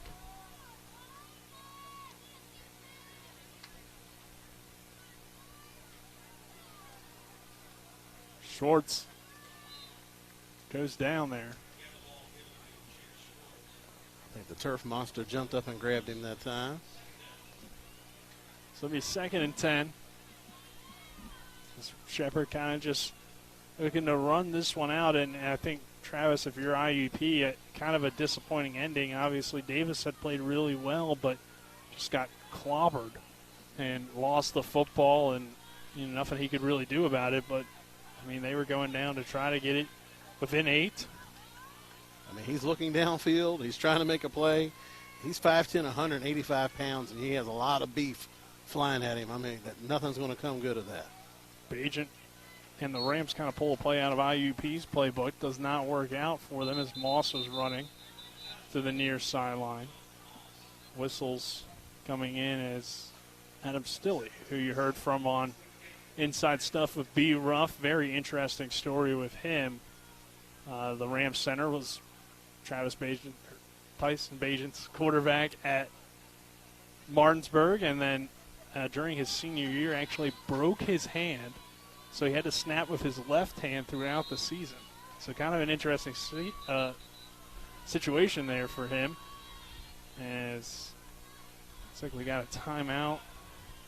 So we'll take a 60-second break and be back with more here. 43 seconds to go. And again, a 60-second break, 37-21, Shepherd on top. This is Eric at Hagerstown Ford. Over the last decade, the way we buy things have evolved. Now, you get on your phone, click Want It, and it shows up at your front door. At Hagerstown Ford, it is that convenient. We've changed the car buying experience on the I-81 corridor forever. And with a return policy better than Walmart, there's absolutely no reason to buy a new or used car, truck, or SUV anywhere else. Just like Amazon, Hagerstown Ford will deliver the vehicle to you, where you are, and on your time. And if you don't want it, return it. No questions asked. Why waste your time at a car dealership playing the dumb back-and-forth games? Besides, we hate it more than you do. I assure you, no dealership from Winchester, Virginia to Washington, D.C. will beat our price. No dealership from Chambersburg, Pennsylvania to Baltimore, Maryland will beat our price. And no other dealership will allow you to return it if you don't want it. Hagerstown Ford absolutely provides the best experience at the best price. Visit HagerstownFord.com to schedule your VIP experience. Click on the vehicle you want and get your new ride delivered to you at no risk. See dealer for details. Welcome back to IUP. Shepherd leading 37-21. Final 40 seconds to go in this one as the Rams have a 16-point lead.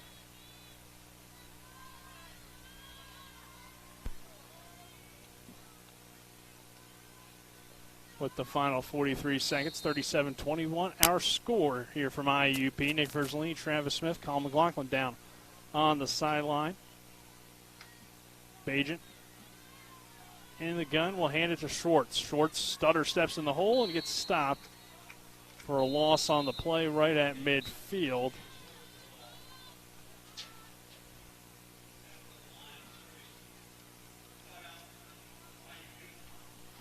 IUP calls the timeout.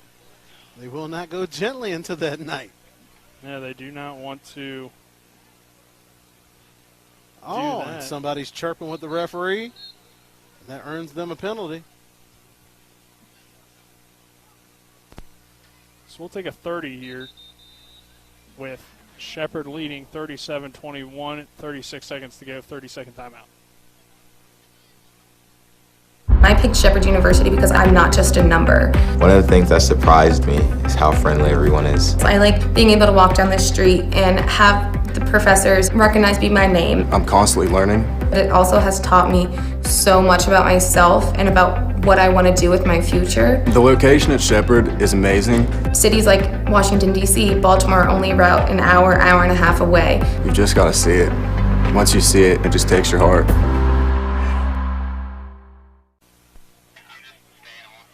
Yeah, no reason to go on there.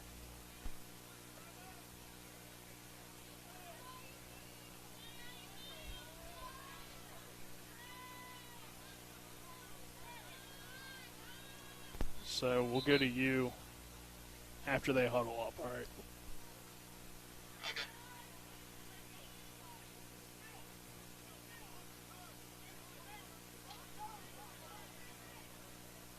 Welcome back to IUP. 37-21, Shepherd leading. Unsportsmanlike penalty on the Shepherd Rams backs them up an additional 15 yards. The guilty party, Eric Ostro, getting a bit lippy that time with the referee, and he wasn't having any of it.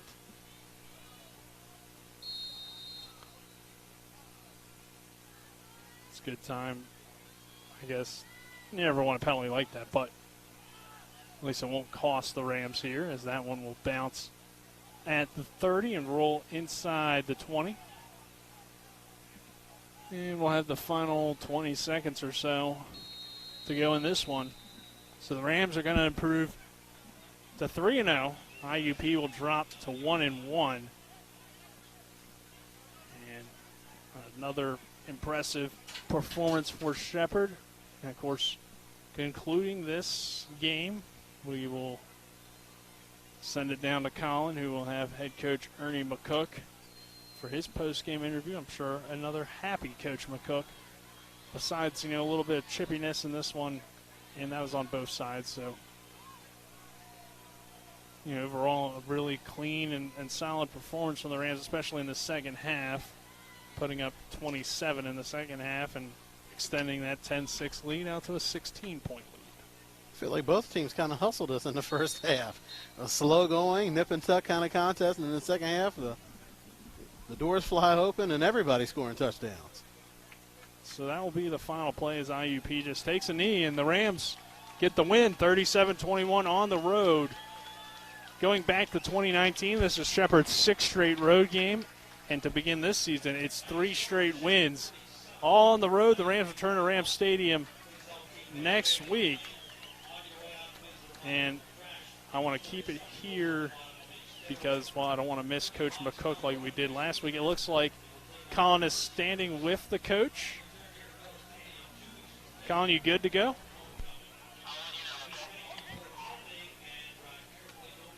All right, well, we'll keep it here then, and we'll just kind of keep our eyes on Colin, and he'll let us know through the walkie-talkie. But I had to apologize to Coach this week because we had some issues again in communicating, and we held him up a few times. He tried to make it work with us. I don't know if he's going to the locker room or what. Well, it looks like Coach McCook, he realizes that things got a bit chippy, and he's trying to make sure his guys get off the field right before he does anything else. Travis, we'll get your thoughts here real quick on the game, and we'll see. Colin's going to get it. Cool. Yeah, we're going to send it to Colin McLaughlin, who has the head coach of the Shepherd University Rams, Ernie McCook. Colin, take it away. Thank you, Nick and Travis. Well, 3 weeks, they put 3 tough tests on you all on the road. You guys came off 3 straight wins. How's it feel? So well. We just beat a really good football team on their home field. It's really credit to our program, to how hard our kids have worked. And just tell you this has been 6 straight weeks on the road for this football team. The last 2 games in 2019, the spring game that we played at Mercyhurst, and it started off with 5-1. The road trip started here, and it ended here with a win on both ends. I mean, what a great job by our football team. Our coaches, everybody couldn't be more proud of them to come up here with a hungry opponent, and, they answered the bell. We're 3-0, proud of this group, proud of this football program, and we can't wait to get to next week. That's all. What'd you like seeing from the team today? I like to see that they wanted to play all 60 minutes. They didn't want to quit. They weren't going to quit. They were just going to keep pushing, and they kept battling, and we're battle-tested. You said finally back at home next week. You want to tell the fans anything beforehand? Make sure they're all there? We can't wait to see the Ram Nation in Ram Stadium on Saturday. We can't wait. We're looking forward to this. It's something, I think it's going to heal our campus from a tough COVID 2 years, and I think it's going to be a lot of fun, and can't wait to get to work. Thank you, Coach. I know I'm definitely excited for my first home game there at Shepherd. Hopefully, Nick, you are as well. Let's send it back up to you and Travis. How can you not be excited for home football on the campus of Shepherd University? So now we'll take our 2-minute break. On the other side of that, we'll have the Palace Lounge postgame show. This is Shepherd football on TV Town. When will I be able to retire? How do I make the most of the money I have? How do I leave a lasting legacy to my loved ones? I'm Philip McCoy, financial advisor with the Mirius Group, a private wealth advisory practice of Ameriprise Financial Services Incorporated. Call us today at 304-263-4343 to help you make the most of your financial future. Our office is located at 1270 Winchester Avenue, Martinsburg, West Virginia. Ameriprise Financial Services Incorporated, member FINRA and SIPC. W. Harley Miller Systems understands the need and desire for reliable and affordable smart home solutions. Secure your home with a security system and keep a close eye on your family. Automate your home with a Control4 system and have smart technology work as one. Set daily schedules to control your thermostats. Push a button and set the mood for dinner by dimming lights and playing music, or just sit back and enjoy a movie in your own home theater. Put decades of experience to work for you. Visit us at WHMsystems.com or call 304-350-1931.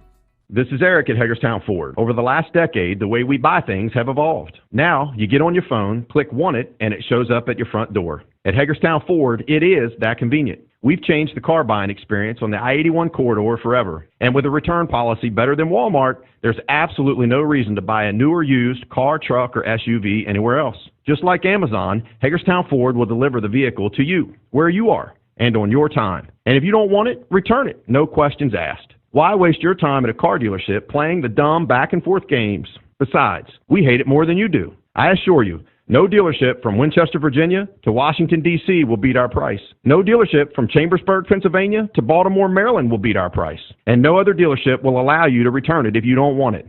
Hagerstown Ford absolutely provides the best experience at the best price. Visit HagerstownFord.com to schedule your VIP experience. Click on the vehicle you want and get your new ride delivered to you at no risk. See dealer for details. Nothing's better for celebrating after a tough day on the gridiron than a refreshing beer from the frozen tundra of Rock's Beer Cave. Go ahead. Pour it on, big guy.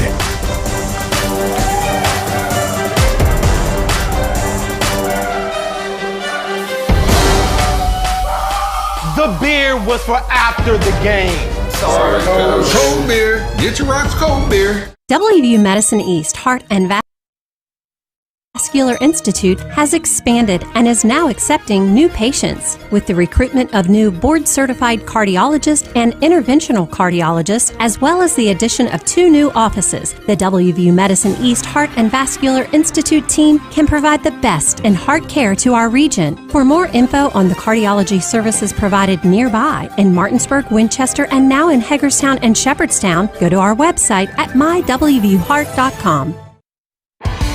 Football is back, and Apple Valley Chevy Toyota is passing the savings on to you. Get ready to score big with low interest rates, great prices, and a lifetime powertrain warranty. Apple Valley Chevy Toyota has a great selection of new and pre-owned vehicles waiting for you. Don't see what you want on the lot? No worries, it's probably on its way, but hurry in because new Chevys and Toyotas are going out just as fast as they come in. Don't miss out on your deal. Stop in today. Apple Valley Chevy Toyota on Foxcroft Ave or online at applevalleytoyota.com or applevalleychevy.com. Drive a Miller today. The Palace Lounge in Martinsburg has a brand new list of daily specials. Monday, stop on in for burger night or enjoy a nice juicy steak every Tuesday and Wednesday. The Palace Lounge also offers freshly steamed shrimp Thursdays and chef specials every Friday and Saturday. Sunday is all-day breakfast and there are drink specials daily too. So come enjoy the Palace Lounge. You can find them on Facebook or call 304-267-7520. The Palace Lounge is located at 1350 Edwin Miller Boulevard.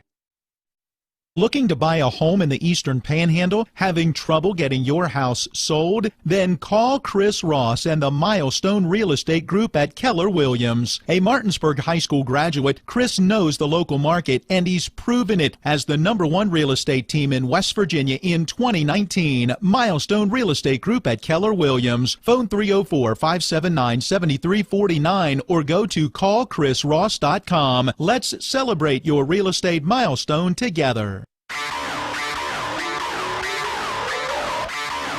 It's the Postgame Show, as we recap the scoring, bring you stats and analysis, scores from around the PSAC and Super Region 1, the Division I Top 25, and the latest on the West Virginia University Mountaineers and Marshall University Thundering Herd. Let's get it started as we go back to the field and rejoin our TV10 broadcast team.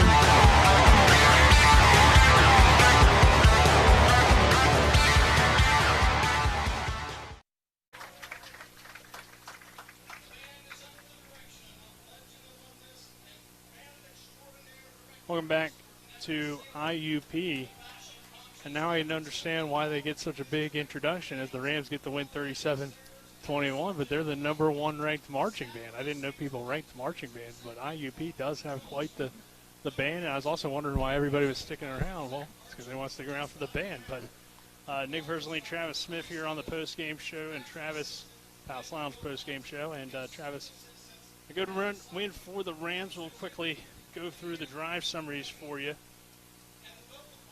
August Scriven got the scoring going with his field goal to put the Rams up 3-0. Luther tied it back up at 3. Then Bajent ran in on a sneak to make it 10-3 Shepherd. That came in the second quarter.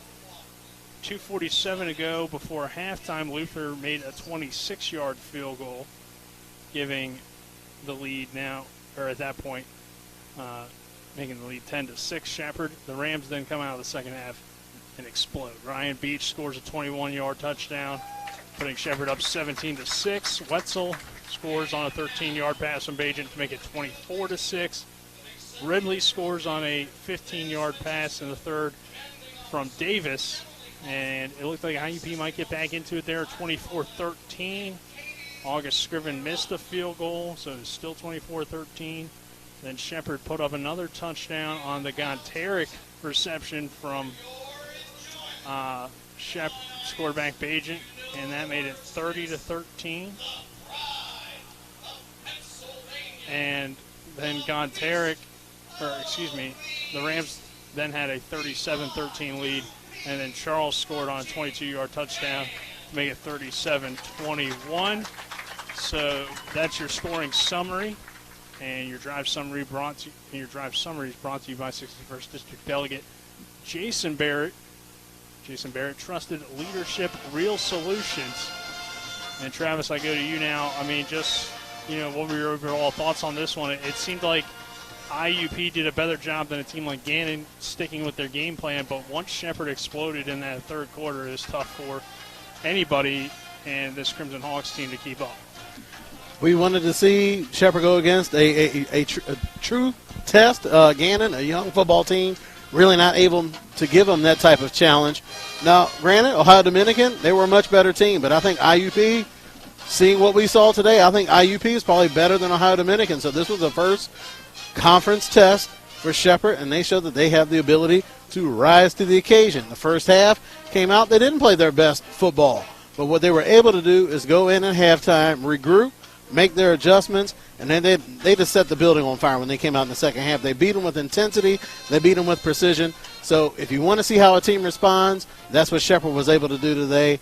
When they have a tough opponent, that they're going to be able to dig deep and come out and play even better football. So just tremendous game today by the Shepherd Rams. They come here in a hostile environment. These fans were packed into the stands today. It was a hostile environment. It's hot down there on that field.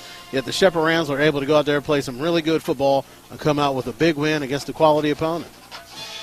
So we'll now go down the stats for you. We'll start with the Rams. Running the ball, not something Shepherd likes to do, or really needs to do, I should say, because of their prolific quarterback, Tyson Bajent. But you look at the numbers, 5 carries for Shorts, totaling 60 yards. He had that big 43-yard run that I think kind of kept IUP on its toes a little bit because all of a sudden here's Shepherd running the ball, and it was a nice run by Schwartz. So he runs it 5 times for a total of 60 yards. Ty Hebron goes 5 carries, 25 yards. Bajent, 3 carries, 5 yards, and, of course, the QB sneak touchdown. Ronnie Brown really didn't do much today, just 3 carries resulting in no yards. So that was kind of surprising. And on the IUP side of things, Malik Anderson gets the ball 5 times for 56 yards. He had a big 36-yard run in the first half. Dejor Stort goes 8 carries, 29 yards.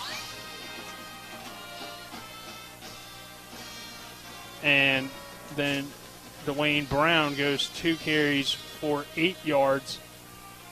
And those were the totals for the rushing side of IUP. The 2 quarterbacks, Javon Davis has a very similar day that he had at Kutztown. 20 of 30, 251 yards and 2 scores. That sounds pretty familiar, right? Wasn't that pretty much what he was last game? Yeah.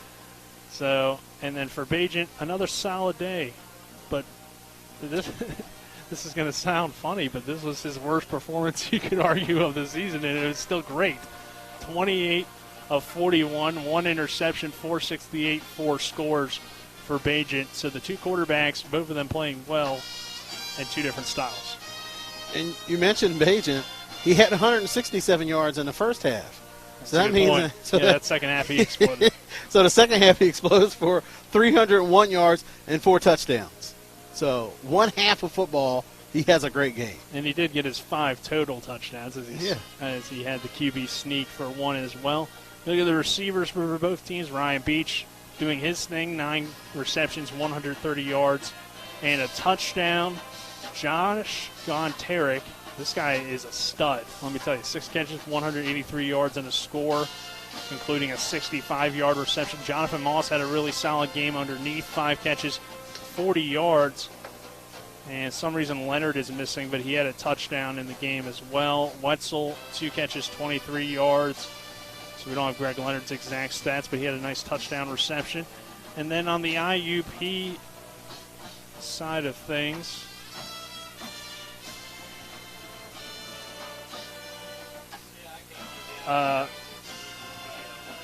Irvin Charles makes 6 catches for 100 yards and a score. Dwayne Brown, 3 catches, 42 yards. He didn't do as much as he did a week ago against Kutztown. Justice Evans, 2 catches, 31 yards. O'Shea Carter, 2 catches, 29 yards. So those were the receivers. And, again, we talk about it a lot, but Shepherd has a lot of different weapons. And IUP really had some nice guys step up today as well. You mentioned Javon Davis coming back out, going 20 for 30 and 2 touchdowns again. The only difference this week, 3 sacks. Shepherd was, Shepherd was able to get pressure on him and make things difficult to him, and they kind of snuffed out that last drive at the end of the game today when Shepherd was able to get that sack fumble to kind of stifle their plans of a would-be comeback. But Tyson Bajent on fire in the second half. But I'll tell you what, hats off to Javon Davis. He went out there and showed that he has the ability to lead this football team. So we'll take a 1:30 break. On the other side of that break, we'll get Travis's awards for the game. This is Shepherd Football on TV 10 and the WRNR YouTube channel. Remember when you were a little kid and saw your first deer? Oh, how cute. As an adult, maybe you've had a different experience. Where'd that come from? Bambi mess up your dream machine? Call Cody's Auto Body today at 304-901-4777 and get the work done right the first time. Cody's Auto Body, 851 Wilston Street in Martinsburg, has a team of auto body professionals with a lifetime of experience putting your ride back together again, regardless of how it got that way. Cody's Auto Body. Hi, my name's Corey, and I'm here at Orsini's in beautiful Martinsburg, West Virginia. We no longer specialize in only appliances. We have kitchen design, countertops, cabinets, flooring, and even a new 1,200 square foot sleep studio with brands such as Stearns & Foster, Sealy, and Tempur-Pedic. 304-267-7251, 360 Hack Wilson Way in Martinsburg. We price match the big box stores, and we give back to our local community. Orsini's.com. The Palace Lounge in Martinsburg has a brand new list of daily specials. Monday, stop on in for burger night or enjoy a nice juicy steak every Tuesday and Wednesday. The Palace Lounge also offers freshly steamed shrimp Thursdays and chef specials every Friday and Saturday. Sunday is all-day breakfast and there are drink specials daily too. So come enjoy the Palace Lounge. You can find them on Facebook or call 304-267-7520. The Palace Lounge is located at 1350 Edwin Miller Boulevard. 7:21, Nick Verzolini, Travis Smith here on the Palace Lounge post-game show. And I also forgot my read there in the last segment, so I'll get it to you now. The second half stats, or post-game stats, brought to you by Atlantic Security, Dynamark Atlantic Security, that is, reminding you, don't be a statistic, protect your family, home, and business with local alarm professionals at Dynamark Atlantic Security. Call Ben Copenhaver at 304-671-2158. And this is the Palace Lounge postgame show. And Travis, let's get your awards. We'll start with the collision of the game, the Cody's Body Shop collision of the game. All right. Collision of the game is going to go to Shepherd Ram, Richie Aguilar, the 6'2", 240-pound redshirt freshman, on his big sack in the game. The collision of the game brought to you by Cody's Body Shop, located at 851 Wilson Street in Martinsburg. It's family-owned, offering superior customer service and great pricing for a job done by experienced and certified technicians. You can hit them up at 304-901-4777, or you can visit them on their Facebook page. And then we'll go to your electrifying play of the game, brought to you by Orsini's Home Store. Electrifying play of the game is going to go to, again, another Shepherd Ram, Josh Gontarek, wide receiver, for his catch, 65 yards. They gave Shepherd the lead early on in the game, and the Rams never looked back after that. And Josh Gontarek, that just set the tone for the type of day that he was going to have. So he's going to get my electrifying play of the game, and that's brought to you by Orsini's Home Store, not just an appliance store any longer, located on 360 Hack Wilson Way in Martinsburg. You can check them out on Orsinis.com. And then finally, your WVU Medicine player of the game. And for play of the game, I don't think you have to guess too many choices of who I'm going to pick. I think you have to go with Rams quarterback Tyson Bagent, completing 68% of his passes today, 468 yards, 301 of those yards coming in the second half. Also has 4 touchdowns and a rushing TD, and he threw the 1 interception just to prove that he's still human. But he's my player of the game, and that's brought to you by West Virginia Medicine, located at Berkeley and Jefferson Medical Centers, leading healthcare here and everywhere. All right, so before we wrap things up for our portion of the post-game show, I'd like to thank a few people with the IUP staff, Chris Barber and Ryan Rebholz in particular, as those guys got us set up here and also provided us with some stats. This is your Palace Lounge post-game show, located on Edwin Miller Boulevard in Martinsburg. Palace Lounge offers a full lunch and dinner menu with daily specials and a clean, comfortable atmosphere. Check out the menu on the Palace Lounge Facebook page. And I'll thank our crew this afternoon: Donnie Kinney, John Alderton on cameras, Colin McLaughlin down on the sideline, Spencer Dupuis back in the studio, and then Travis, last but not least, you. Thank you. Fun doing the game with you, and always stay tuned though, because Spencer Dupuis will have scores from Division I, Division II college football, probably some PSAC scores as well on his extra point post game show. So that will do it for our portion here from IUP. For John Alderton, Donnie Kinney, Colin McLaughlin, Travis Smith, I'm Nick Verzolini. Have a good rest of your Saturday, everyone. Erie Insurance says here's to the grown-ups who move, mortgage, mow, and still bust a move. But does your home insurance still fit? Erie helps you protect the home you've grown into, all at fair prices that are often less than the other guys. So how do you find the right coverage? Magic. Nope. Local independent agents who get to know you like this. Your local Erie agent in Martinsburg is Smallwood & Small Insurance. Get a quote at smallwoodandsmall.com. Erie Insurance. Welcome to La Bella Vita, named for my Grandma Vita. Our mountaintop getaway honors her legacy while complementing the home's spectacular views. This recently renovated property boasts a breathtaking landscape of Deep Creek Lake while providing great open interior spaces for a sensational vacation. You'll immediately notice the great room allows for entertaining, dining, and relaxing after long days on the lake or skiing on the slopes of Wisk. Your family and friends will enjoy relaxing in all the open spaces. The home features 6 bedrooms, including 4 that are private suites. And each of the 4 levels of this home feature amazing visibility as far as the eye can see. Like our family, we hope you enjoy making memories here on the mountain. We love sharing the spacious, warm, and inviting home that overlooks the lake. Cheers to the beautiful life, La Bella Vita.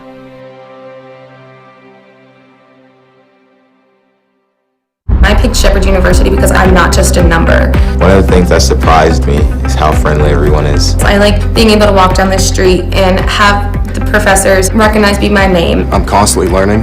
It also has taught me so much about myself and about what I want to do with my future. The location at Shepherd is amazing. Cities like Washington, D.C., Baltimore are only about an hour and a half away. You just got to see it. Once you see it, it just takes your heart.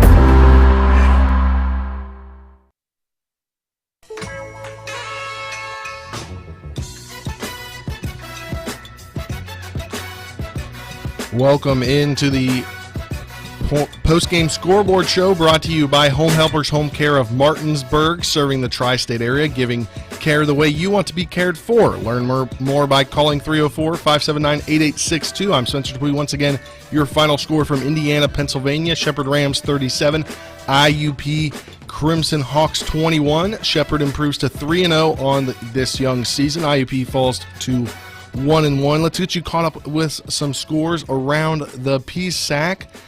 All these have gone final so far. Just one more game on the docket tonight. The ones that have gone final are Kutztown with the 14-3 win over Seton Hill, Westchester with the 41-37 win over Edensboro,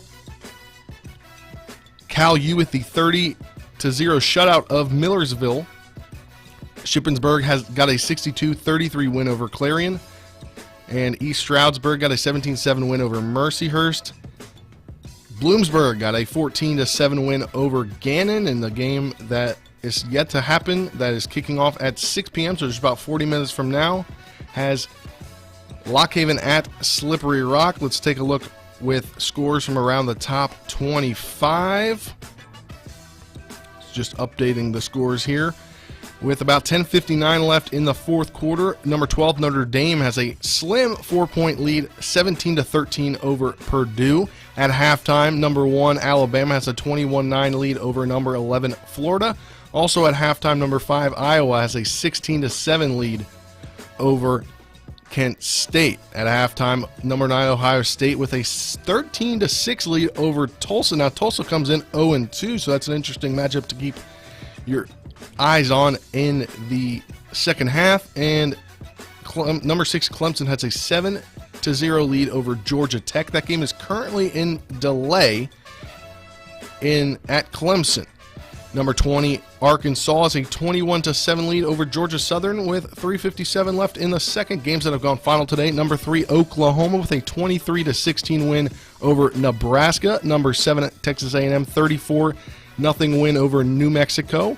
Number 8, Cincinnati got a 38-24 win over Indiana. Number 16, Coastal Carolina got a 28-25 win over Buffalo. Michigan State got a 38-17 win in the upset over number 24, Miami. Number 25, Michigan was rolled all over Northern Illinois, 63-10. Games coming up later tonight. Number 2, Georgia hosts South Carolina. Number 4, Oregon hosts Stony Brook. Number 10, Penn State hosts number 22, Auburn. Number 21, North Carolina hosts Virginia. Number 17, Ole Miss hosts Tulane. Number 23, BYU hosts Arizona State. That's at number 19. UNLV hosts number 14, Iowa State. And rounding out the top 25 games today, number 13, UCLA hosts Fresno State. And one game that we'll bring up right about now is WVU upsets number 15, Virginia Tech, 27-21. And Marshall will host East Carolina coming up in just about 38 minutes in Huntington. You can catch that game on the CBS Sports Facebook page. And we'll take a look at our broadcast schedule coming up here on TV10 and WRNR. On Tuesday, Colin and McLaughlin and Jim Klein will have Martinsburg at Musselman Volleyball. That's at 6 p.m. with a 5:45 pregame on TV10 and WRNR TV's YouTube channel. On Thursday, we have some boys soccer action as Hampshire visits Musselman. That'll be Colin and Jim once again, 7 p.m. with a 6:45 pregame show on TV10 and WRNR TV on YouTube. Friday, Martinsburg visits Hedgesville for a 7 p.m. matchup. I will have the call. Matt Miller and I will have the call. That pregame will get going at 7 p.m. And next Saturday, Shepherd opens their home slate of the season as Kutztown visits Rams Stadium. And once again, Shepherd gets the win. And for Nick Verzolini, Travis Smith, Colin McLaughlin, Donald Kinney, and John Aldrin, I'm Spencer Police saying so long as the Shepherd Rams beat IUP 37-21 to improve to 3-0. Saying so long from TV10 and WRNR TV on YouTube.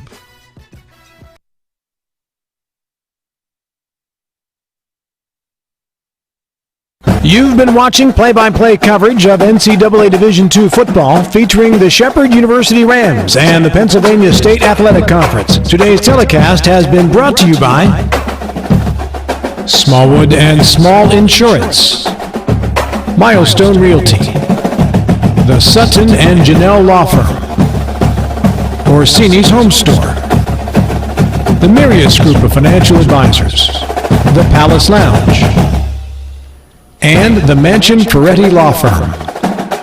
TV10 Sports thanks you for watching today's presentation of Shepherd University Rams football. All rights reserved.